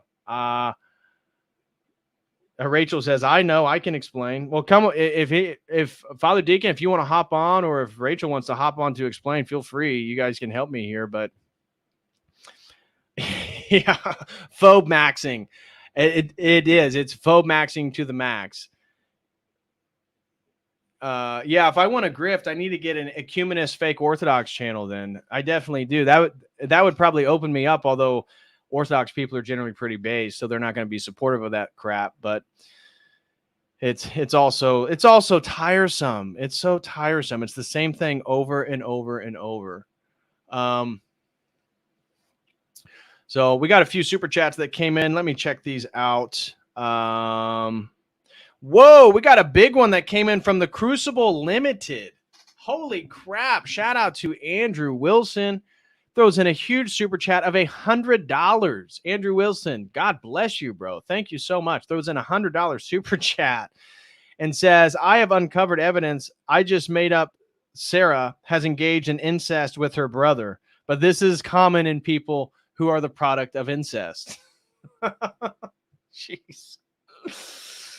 I know. They just throw out absolute random, nonsensical claims about you and just hope that it sticks. And unfortunately, it does, because I got multiple emails about the Euro News article, and then claims that I'm a misogynist, that I hate women or something due to that article. I can't tell you. I blocked a handful of people from commenting. But these people who clearly have never watched any of my stuff or know anything about me claim that I hate. They're leaving all these comments claiming I hate women. I don't hate women. You can ask my fiance, my mother, my sister. I don't hate women. But they claimed I hate women. I'm a misogynist, and of course, I'm a threat to people of color and gays. Apparently, according to Orthodoxy and Dialogue, it makes no sense. It's absolutely ridiculous. They'll say whatever they can to try to get you. To slander you, and unfortunately for some people it works. Like I said, some of these people never watched any of my content, and they start leaving all these messages under a random YouTube video, and it's like, lady, again, ironically, every single one of them looked to be like a boomer white woman. Not that, again, there's anything wrong with boomers or or white women, but they all kept claiming how I'm so misogynist and all this vitriol and hatred I have for women. Makes no sense. Not the case at all. I don't understand it. But anyways, you know how it is. It's the same old thing. And then another super chat came in from BMX 1966. He throws in $5. Thank you so much, BMX 1966. No comment. Thank you so much, brother, for the support. I truly do appreciate it. A major thank you to Andrew. That is a huge, generous super chat. Thank you so much, man, for the $100 super chat. And Dean Lim 2 throws in $4.99 and says the approach has about a the author has about a 2.9 out of 5-star rating average across her articles. She ought to critique her approach before critiquing DPH. I know, dude, seriously, look, I'll show you guys what he's referring to. If you go to Sarah Riccardi-Swartz, so this is her account on Public Orthodoxy. If you go to her reader's rating right here, so this article, this seems more accurate. 3,000. Yeah. The Orthodoxy and Dialogue, 1.7 million views. Give me a break. Give me an absolute break. But this one has 3,000, and that's a failing grade. She's not above 50%. That's a failing grade. 860 people have voted. That is not an ideal rating if I were an academic writing articles about orthodoxy. Not ideal. But you know what? I wish her nothing but the best. I will not say anything about her. I do not know her personally. I do not know Her family, don't know anything about her, but I wish her the best despite her lies and hit pieces against me. It seems very interesting. So thank you so much, Dean Lim, too. I do appreciate that. And shout out to Orthodox Boomer Grandma. Thank you so much, Alexandria. She throws in 1999. And she says, praying for you. And please plug unionofallicons.com. Well, Union of All Icons. Go check out Union of All Icons, guys, if you want to help Alexandria and her family. Unionofallicons.com. There we go. So if you guys want to see that, this is unionofallicons.com. You can join their newsletter and you can purchase and get some icons. That's a very good one. I love blue and icons. I'm a sucker for blue and icons. I just love the blue. But thank you so much, Alexandria, for that support. I really do appreciate it. And God bless you and your husband, your family. Hope you guys are doing well. And the business is going well. I will keep on doing what I'm doing. Again, I wish no ill will towards Sarah Riccardi-Swartz, or what was the other guy's name? Let's see here. Joshua Askew. Even though they lie, I think what really they do is they force you to work on your salvation, right? We're working out our salvation with these attacks. So in a way, I'm thankful for it. And ironically, though, the Euro News article helped me get some new followers. So I got some new followers because they read the Euro News article, came down here and saw that, he criticizes Andrew Tate. And then, talk about masculinity. And so I got a handful of people that came and like, I found you through this weird Euro News article. Love your stuff. Well, thank you very much. Roosh V, I've met Roosh V once at, I did an event called the Trad Forum. It was put on by Michael Sisko here in Indiana with Michael Jones and Witkoff, myself, and then Luke Kindrat, who had Orthodoxy First at the time. And we gave some speeches and did an event, and Roosh V was there. He attended. He's friends with Michael Jones. I met Roosh there, but I have no interactions with him outside of that event. So I really don't know much about Roosh other than the general public information about him and his stuff. So it is what it is. Another super chat came in over on Streamlabs. Shout out to you guys. Thank you all so much for the support. Ortho Schizo throws in 5 and says, if you're taking flack, that means you're over the target. Well, thank you so much, Ortho Schizo. I hope so. I think I am. I mean, I'm really just trying to promote orthodoxy. My priest is familiar with my content. My priest watches my stuff. I know, Father Deacon watches my stuff. I know Father Turbo. And if I said something wrong, Father Turbo would be quick to message me and say, hey, you got this wrong. You need to do this and not do this. So I'm very comfortable with my stuff because people that are clergy within the church, they follow my stuff. They know my heart. They know me personally. If I do anything wrong or out of line with the faith, they will let me know. However, none of those people have criticized me. It's all, Orthodoxy and Dialogue, the pro LGBTQ forum, Sarah Riccardi-Swartz, and now Euro News. And it's like, why are European people even concerned about orthodoxy in America? It makes no sense. I'm sure they're not. Does that article even say how many people have viewed that one? I doubt it. No, it doesn't. Too bad. But yeah. Anywho,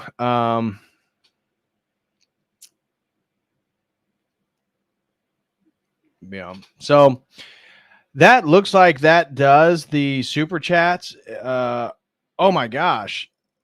Dang, freaking Andrew from the Crucible just sent in another $100 super chat. Holy crap, bro. Thank you so much, man. Thank you very, very, very much, dude. Andrew just sent another $100. He says, I hope this helps a bit for the new wifey. I hope you have a lot of happiness.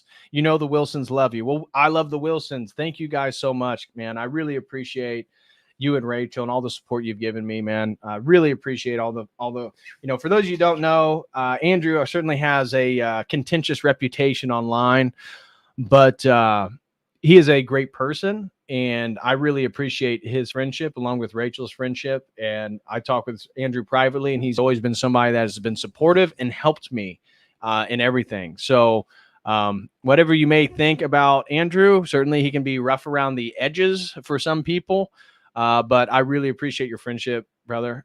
Thank you so much, and I appreciate your friendship, Rachel. You guys have been so supportive of me and really helped me a lot. So God bless you guys. Thank you very, very much. And I mean that. So that was kind of all I had set up for today.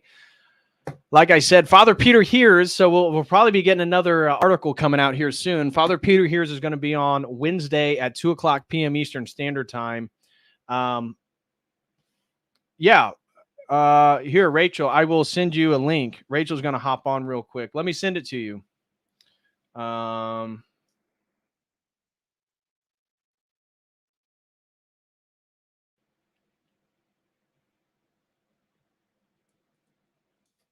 Okay, Rachel, I just sent you a link to hop on. So feel free if you can make it.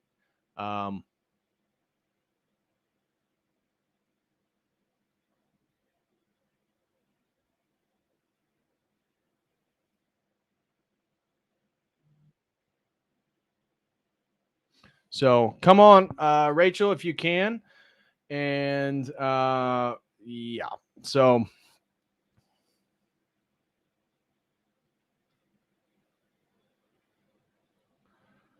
oh my gosh, another super chat came in from Harry Serpanos. $10 from Harry throws in DPH, keep doing God's work. Orthodox seems to trigger these people. It does. And what's so annoying is they claim to be Orthodox. That's the most irritating part of it all. Is as in the same breath they claim to be Orthodox, they then attack you with all the secular jargon, transphobe, homophobe, for just promoting orthodoxy. Okay, and I'm sending it to Father Deacon to come on as well. Hey, Rach, what's up? Hey, Patrick. Nice to see you again. Was just on last night, but I've been listening to this stream. I was listening to this, and I heard you read some of my article, which is fantastic. Thank you for doing that. Yeah, I wrote that. It's a great article. Well, I wrote that a year ago because I was tired of Hyphen Girl and her attacks on really good people that are completely and totally baseless and ridiculous. I mean, that was just a horrible thing to do to a nice old monk. And if I could just shed a little light on why these people are doing this, like you're kind of looking at this and going, I don't even know why they're targeting me. And she's using all this bizarre language like ableist and fat phobic and homophobic. Well, I've been looking into her for a while and into public orthodoxy and a lot of these characters that are involved and really what's behind what they want. I'm not going to make like a judgment on this woman's faith or these people because they're all part of a little group. They've got their own little group. They're all connected. They all work together in academia and in journalism and through the same NGOs. They all have the same funding and all of this stuff. And I'm not saying they don't believe. That's not for me to say, but I will say that these people are dyed in the wool ecumenists.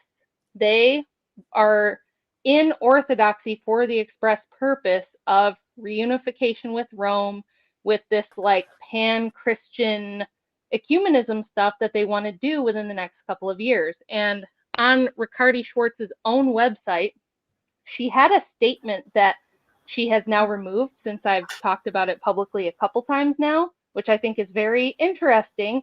But she had something up talking about her next research project, which she says explores what it means to be part of a church that has historically denied women their voices and their agency. And that she specifically wants feminism and LGBT stuff shoved into the church. That's what her goal is. That's what she got her research funding to do. That's why she is employed. So, and she stated this right on her own website. She has now taken it down. I have screenshots. But yeah, so if you're wondering like why do they keep going after the same people? Why do they make things up? Why do they keep posting her articles despite the fact that they only get about 2.5 stars and she's very unlikable? Right. And she's been caught infiltrating churches and lying to people about her intentions. Like, why would they keep promoting this person? Well, this is the reason. She was hired and is funded specifically to promote modernism and ecumenism and kind of push the church in this direction. This is what they're hoping to do. I even spoke a little bit to, oh gosh, what's his name? The Greek fellow that's always on Twitter. I can't remember his name off the top of my head, but he, I was asking him too. I was kind of like, can you explain to me like why you guys are always promoting, LGBT stuff and gay couples adopting?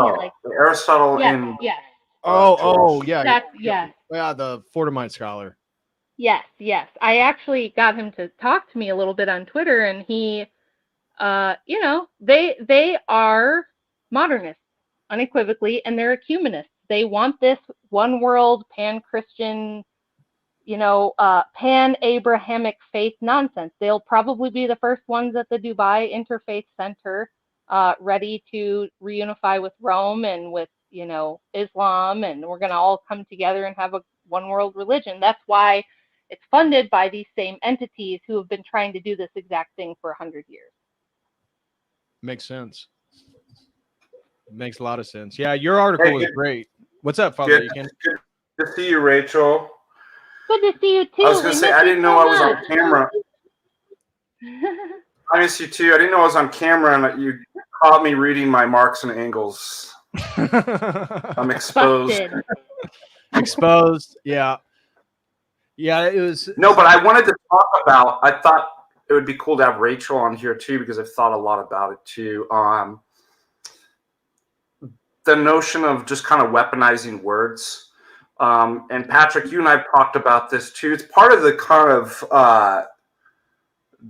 Derridan postmodern that kind of movement that into this idea that words are not meant to convey meaning, but they become power words, right? Yeah, it's a sophistry where words are instruments for the utilization of like a goal, not about a truth or the uncovering of something.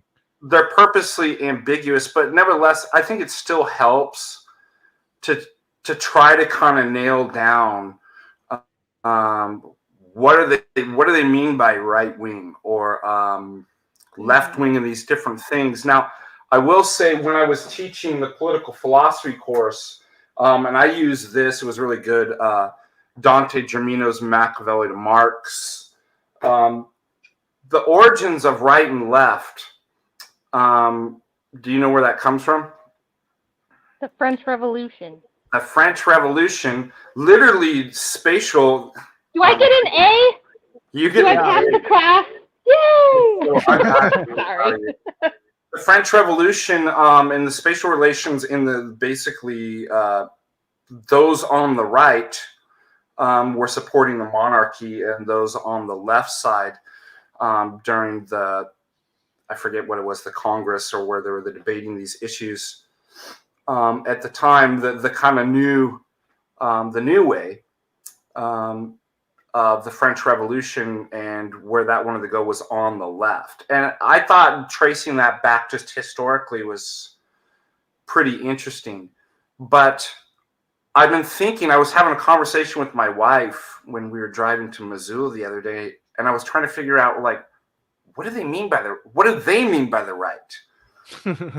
And then and just to entertain me here, see if this is, and again, I'm not, if anybody knows me, I'm apolitical. I don't, certainly not libertarian, right wing, left wing, or liberal, right? I'm orthodox. So I think that I can actually make a kind of a fair assessment of this. But if I asked you guys, what would you say typically in people's mind when they use far right? Would that be, my wife and I were having conversations about this. I think, correct me if I'm wrong, it would be to hold to kind of traditional values family values, traditional gender roles. Right. Yeah. Well, that's one of the You mean- monikers. I was going to say that's one of the monikers in the Euro News article that says these radical right wingers go by the labels of traditionalists, America First, Patriot, or what was the other one?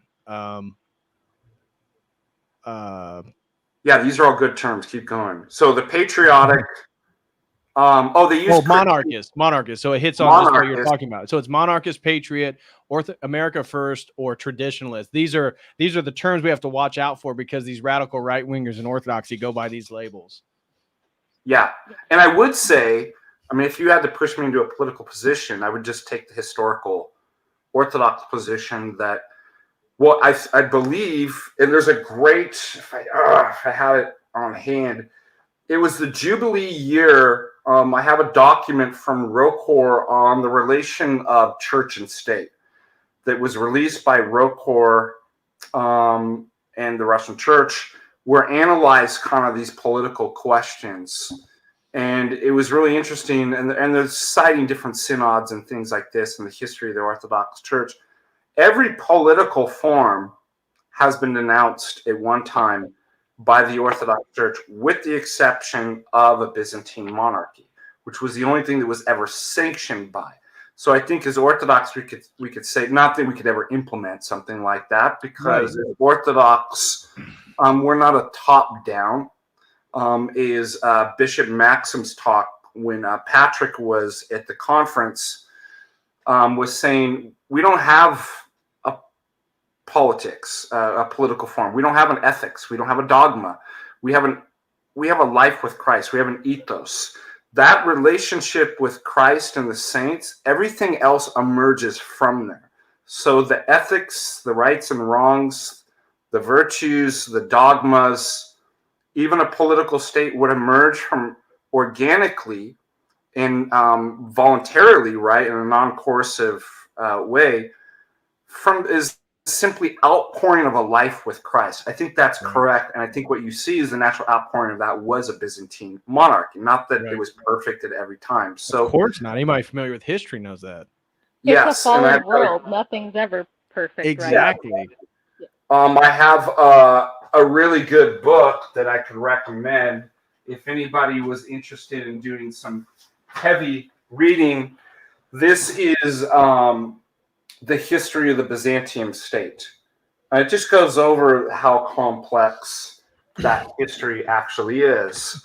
So, but if we go back to this question of what is right wing, so they'll link it to monarchy, which in principle, I don't see what the problem is with that.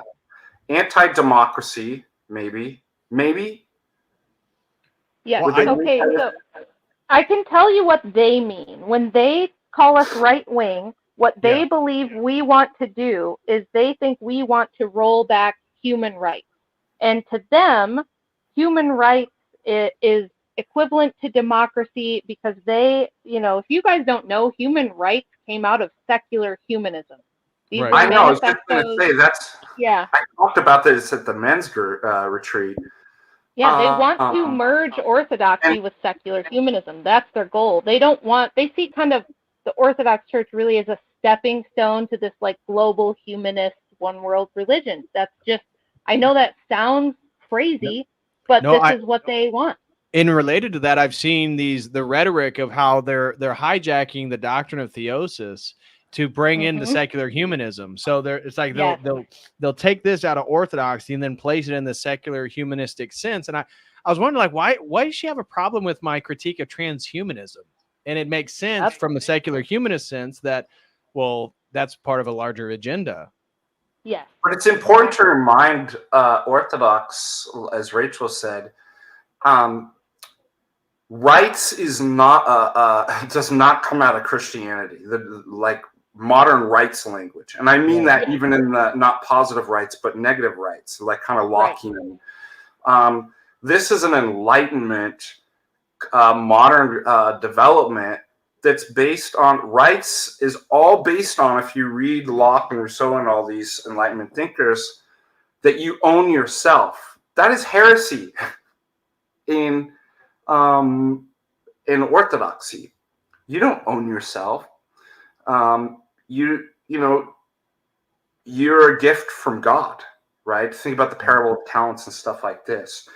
And what's interesting enough is that even though that liberals and lefts will have kind of a collectivism, the notion of rights is radically individualistic. Yes. Contra orthodoxy. So I find that really interesting. No, now we can, I use duties. I think we should replace kind of rights language with duties, which several orthodox bioethics professors have suggested too. No, I have a duty. I have a duty to care for my body. Right. Not because I want it. Yeah. Because, you got me. But because it's a gift from God. I have a duty to care for my family, for my community, for nature, right? Because I'm commissioned as a steward, and I'm a Eucharistic being as approaches all those different things that, right? I work it and I make it better and I give it back is to a gift of God. The gift back to God and say thank you. I put my work in it. So yeah, I agree with you, Rachel. Like the idea of rights. Now that doesn't mean that we don't use the legal system of rights, you know, and protect children and stuff like that. I don't mean like do away with rights, and you get what I'm saying though. But the principle of this language and what's being pushed is anti-Christian, modern and Enlightenment thinking that just doesn't have a source in Orthodoxy. Right. And Rachel, I have a question for you. Yeah. I have a question for you because one of the things I was thinking, rereading your article, is like, why would they include me in this anti-democratic article? Like, why would Euronews write an article about Rushdie, me, and Dissident Mama, and how we're, you know, the premise is that we're anti-democracy and this is a huge problem. But when I read your article about the Henry Luce Foundation, it seems like they want to get the promotion of orthodoxy tied to a sort of anti-United States democracy, so that it's almost like a federal issue. And I was curious what you thought about that, because it seems like when I reread your article and then reread the 3 articles I was in, at least the 2 that Sarah Riccardi-Swartz was a part of, it seemed like the whole point is sort of getting words and associating with you as something that's antagonistic to the United States as a whole. Yeah.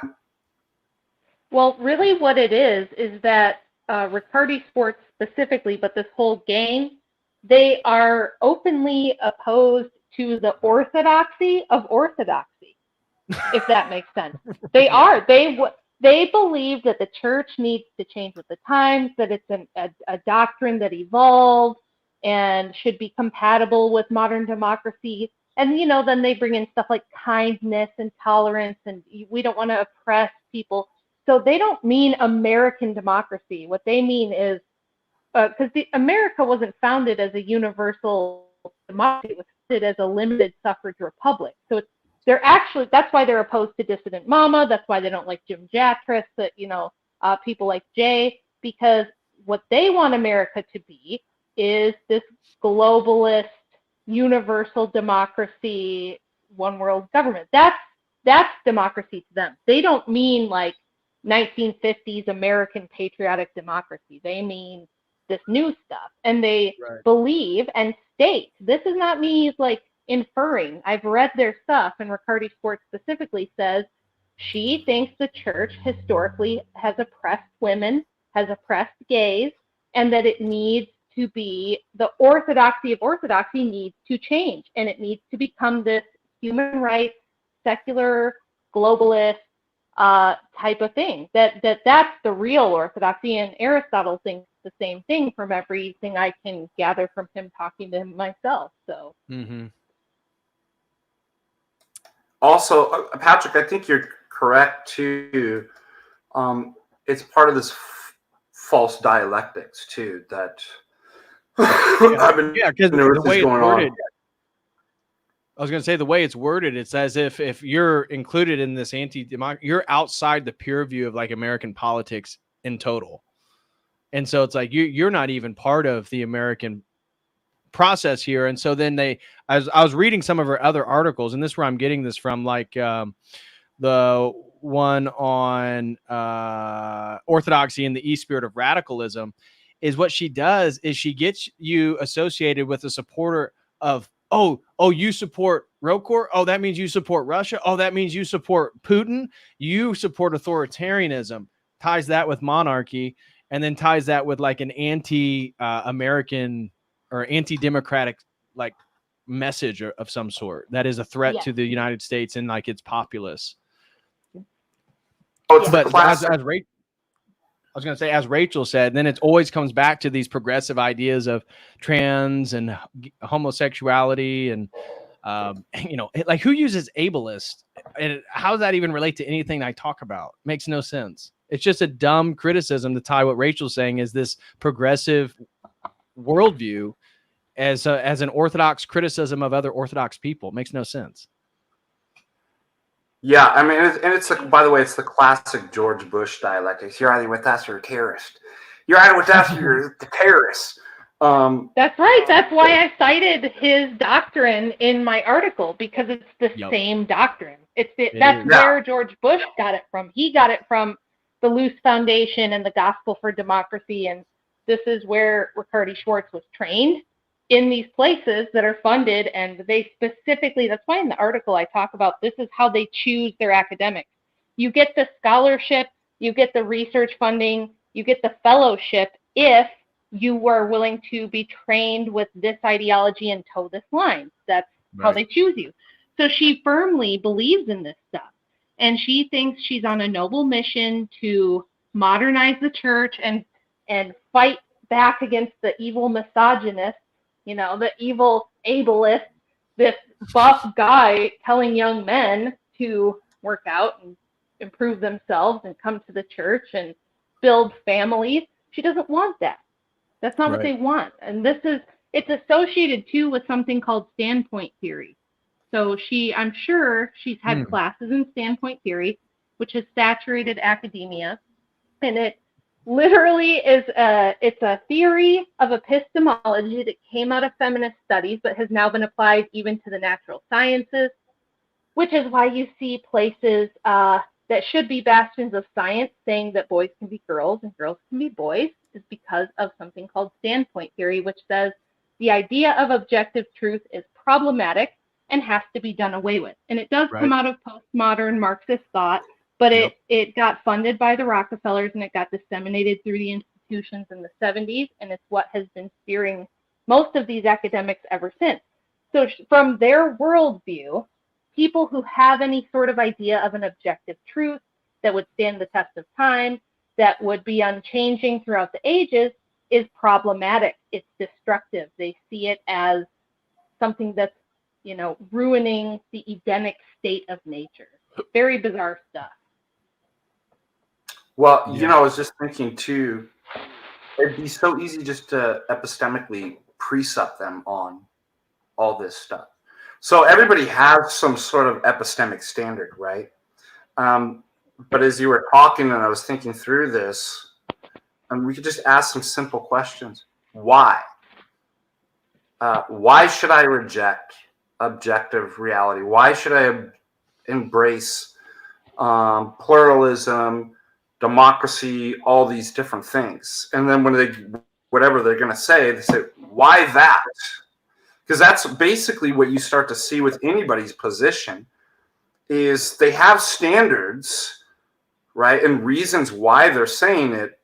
But ultimately, if you question them on that, they're arbitrary. Once you break away from orthodoxy, the orthodoxy of orthodoxy, as you said, the only thing that God's revealed unchanging truth to mankind, once you break from that, which is the only thing it could ever serve, is an epistemic standard or a justification for one's justification criteria, what you will find is that everybody's epistemic standards they put forth are arbitrary or viciously circular.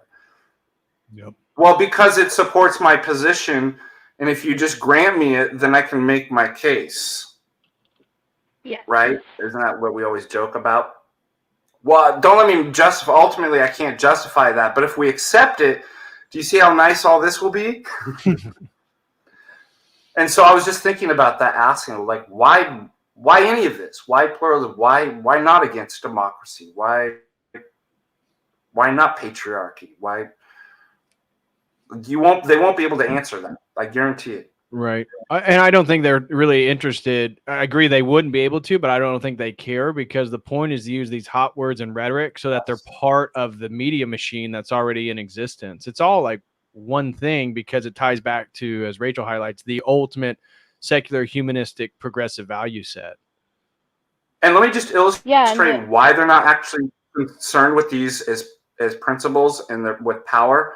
So they use the term democracy, right? Well, these people are anti-democratic. These are anti-democracy, as if they're pro-democracy, right? And then what happens? Parents go to the school boards and want pornographic books removed from the school libraries, right? And drags, minors banned from drag parades and stuff like that. And all of a sudden, they're not democratic, right? Oh, it doesn't matter if the parents want it. We know best, right? So they jump from thing to thing because they're postmoderns. They don't actually have a principle. They're not concerned with justifying. They're concerned with getting the upper hand. Yep. Yes, that's exactly right. Mm-hmm. So that's actually how standpoint theory came about. I'm doing like a deep dive on this with Jim Bob coming up really soon.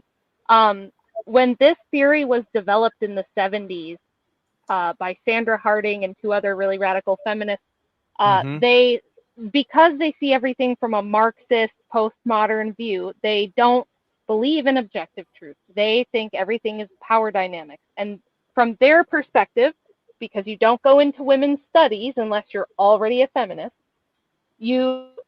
they see the world.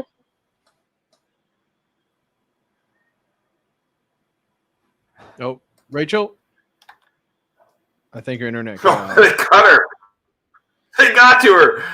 Dang.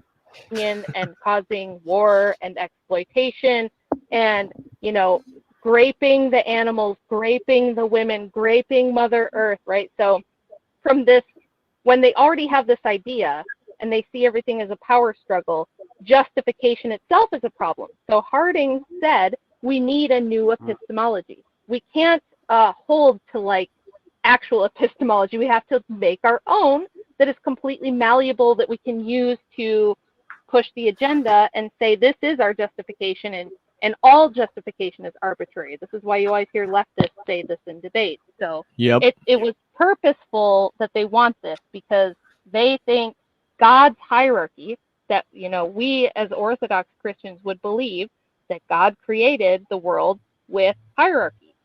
They don't like that. They want to get rid of that. They think it's problematic. So these people, again, it's tough because I don't want to say, I'm not going to make judgments on their salvation or their faith or why they're in the church. However, when you say on your own website, I am here in the church to change the church, well, that's what they wanted. That's what her mission is, not because she came, to submit to the church. She came to revolutionize the church. And people like patristic faith and all the contributors who are defending actual orthodoxy are very problematic. They're standing in the way. You guys are very popular, especially with younger men, which is why we see Ben Cabe and these other people attacking. I mean, why on earth would you need to attack somebody like Chase Haggard or Abbott Trefon? This is why. Exactly. And even in the Euro News article, her block quote or however that article came about, insinuated that the Russians and the Greeks are really upset because in America, white men are becoming Orthodox. It's like, so Orthodoxy is only for ethnic groups. And what? Even though that's an actual condemned heresy, ethnophylatism is not Orthodox. Exactly. But they're the ones accusing us of being the problematic they, ones. So. they accuse us of white supremacy, which we're not. I mean, again, the whole patristic faith thing is so ridiculous with Father Turbo, as another keynote speaker at that Montanica, but they just come up with label us as white supremacists and then say, oh, well, it's a problem because white men are joining the ethnic parishes and they need to stay ethnic. Well, is it ethnophilitism or is white supremacy the problem? Because it sounds like you're making basically the argument on both ends. Right. Yeah. So that's really all I came to say. I'm going to let you guys talk, and I'm going to get back in the kitchen where I belong and make some dinner. No, thanks so much, Rachel, for hopping on, and your article is great. And rereading it today, the Luce Foundation made a lot more sense why, and then they throw Roosh V's certainly inflammatory rhetoric about certain ethnic groups, and then tie that into anybody who's against democracy.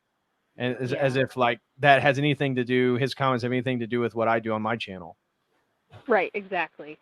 It's ridiculous. But anyways, God bless you. And hey, tell Andrew personally that I thank him for his generous super chats today. That was very nice of him. Absolutely, will do. All right. Well, God bless you guys. See you. Watch, Rachel didn't know that. Yeah, he did what? Wait, that was my craft money. How am I going to go to the craft store now? Yeah, exactly. Maybe it was a little bit of my ammo money. I won't be able to do as much target practice. It's there goes okay, your 223 and your Hobby Lobby money. Exactly. All right, you guys have a good one. All right, see ya. Yeah, I think it's interesting too that the other thing too is that you'll notice the linking of conspiracy theories with the right wing. So you had already brought that up. And what I find so interesting is, but wait a minute, aren't they doing the conspiracy theorizing about us? Conspiracy theorizing. Yeah. It's like they've got to be like, now look how this guy went on his show, and did you know that they were linked through this because this person showed up once to their parish, and like there's this whole like web of conspiracies, and trying to tie like all these unconnected facts and points into a huge narrative, right? Which is very postmodern itself, right? Right, exactly. Building the whole narrative. But yeah, like when I hear this stuff, it was like, wait, what?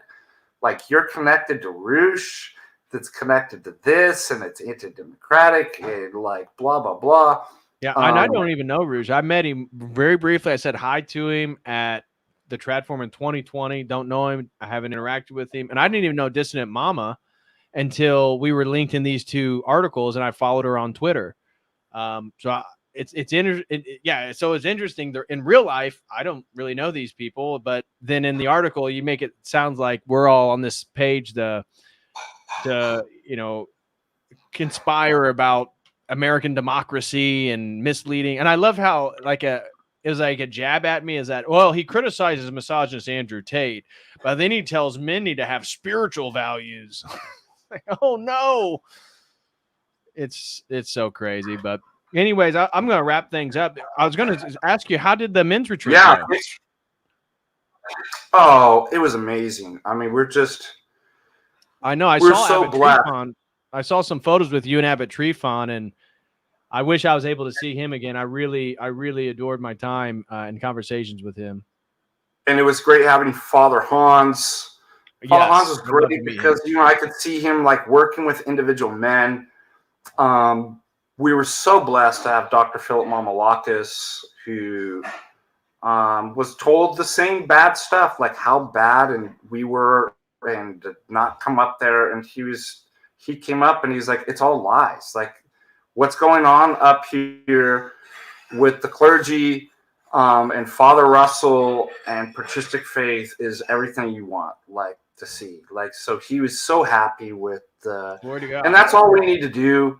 I don't really pay attention to you know me, like, I don't really ever respond to these people. All I need to do is just keep doing God's good work. Right. You know what I mean? And I don't either, except today I did because I was getting too many emails and comments from people about the Yeah, Euro that's fine. News article.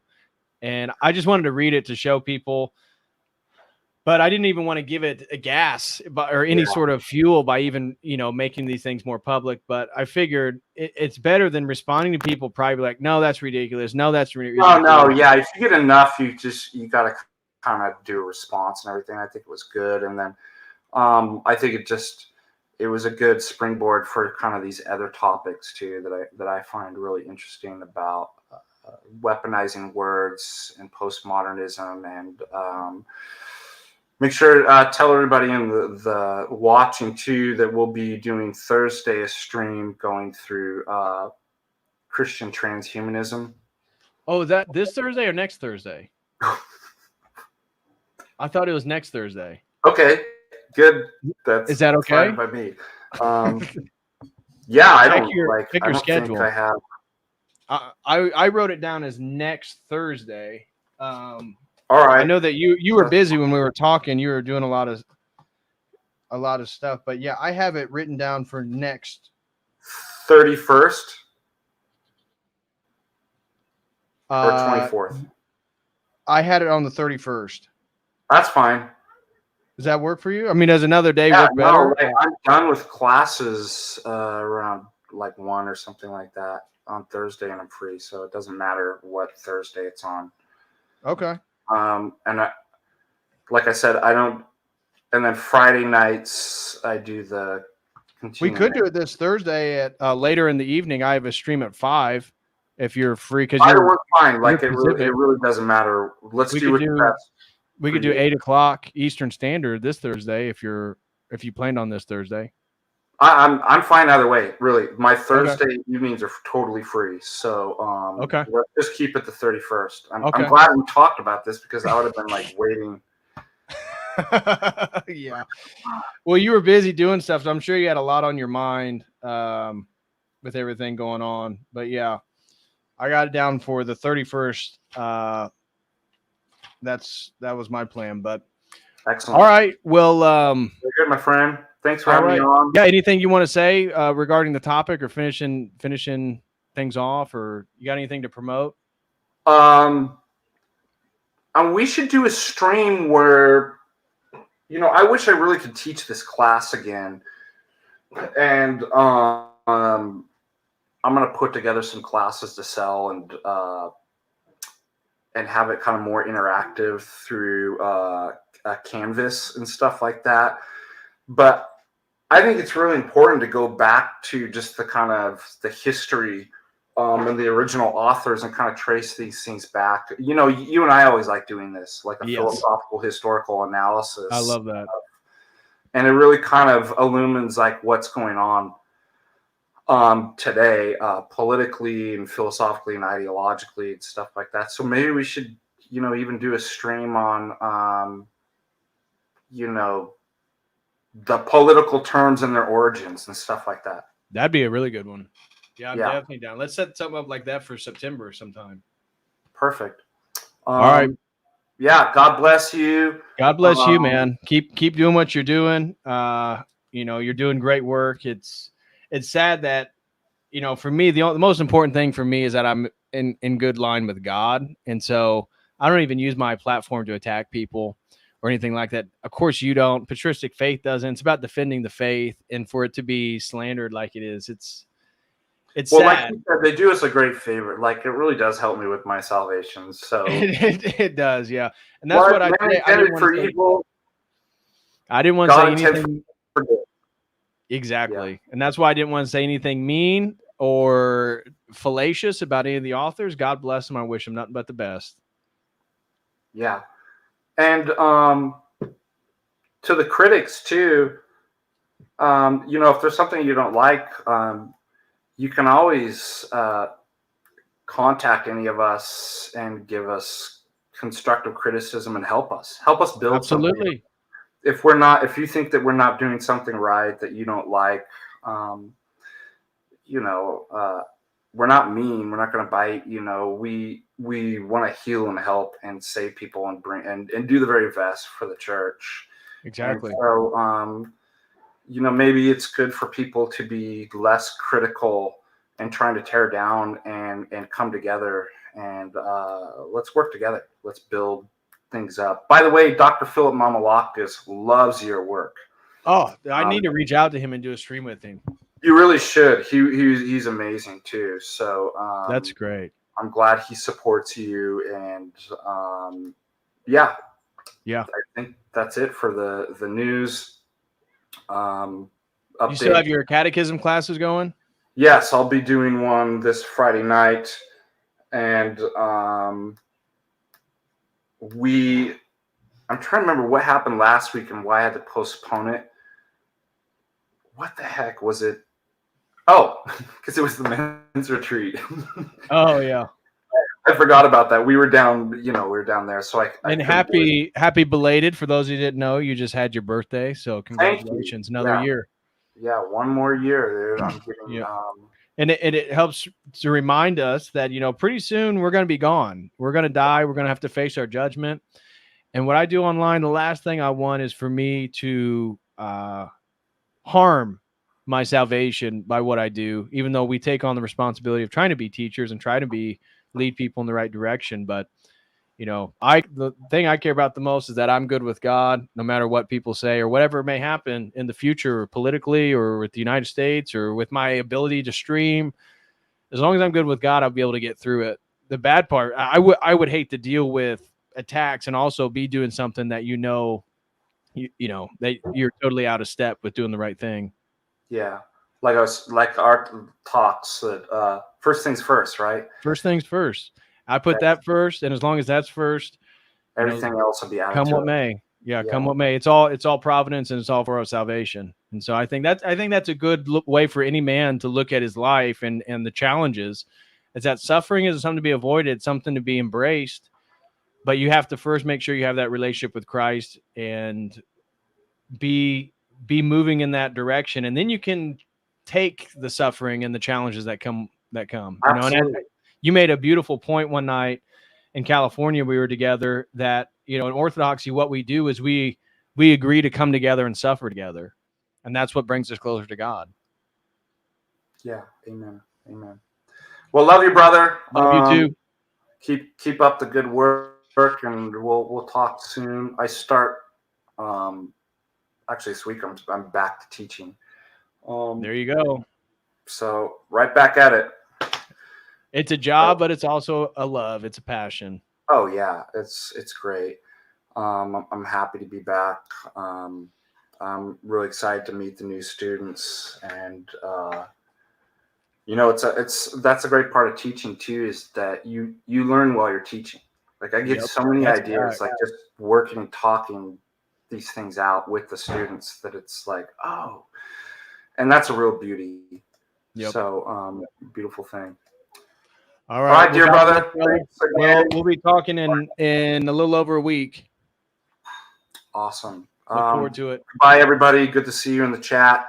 And by the way, if I just plug real quick before I forget, Archpriest Father Andrew Moore just wrote a wonderful article on a report on Montanica that's related to your stream here tonight. So you can find that on Patristic Faith. Yeah. And a lot of what you talked about is basically he talked about, and then gives a report of what it was actually like here and what's actually going on. Report from Montanica. Here it is. Yeah. So I just thought about that. I'm like, oh, you know what? This is exactly what you're, the criticisms and stuff like that, the lies versus what's really going on.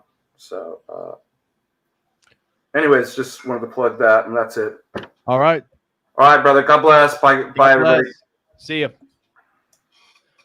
All right, guys. Well, that's going to close this stream. Smash that like. I want to give a special thank you to Andrew Wilson for the very generous super chats tonight. I want to give a thank you to Harry Serpanos, Orthodox Boomer Grandma, Ortho Schizo, Dean Lim 2, BMX 1966, Scared of Wheelchairs, Disms, DC Woodworking, Chase Haggard, Willie Jenkins, AC, and Adam Nice. Thank you all so much for supporting tonight, and thank you all for being here. Smash that like. I will be back Wednesday at 2 o'clock p.m. Eastern Standard Time with the one, the only Father Peter Hears. I will see you all then. Until then, as always, God bless.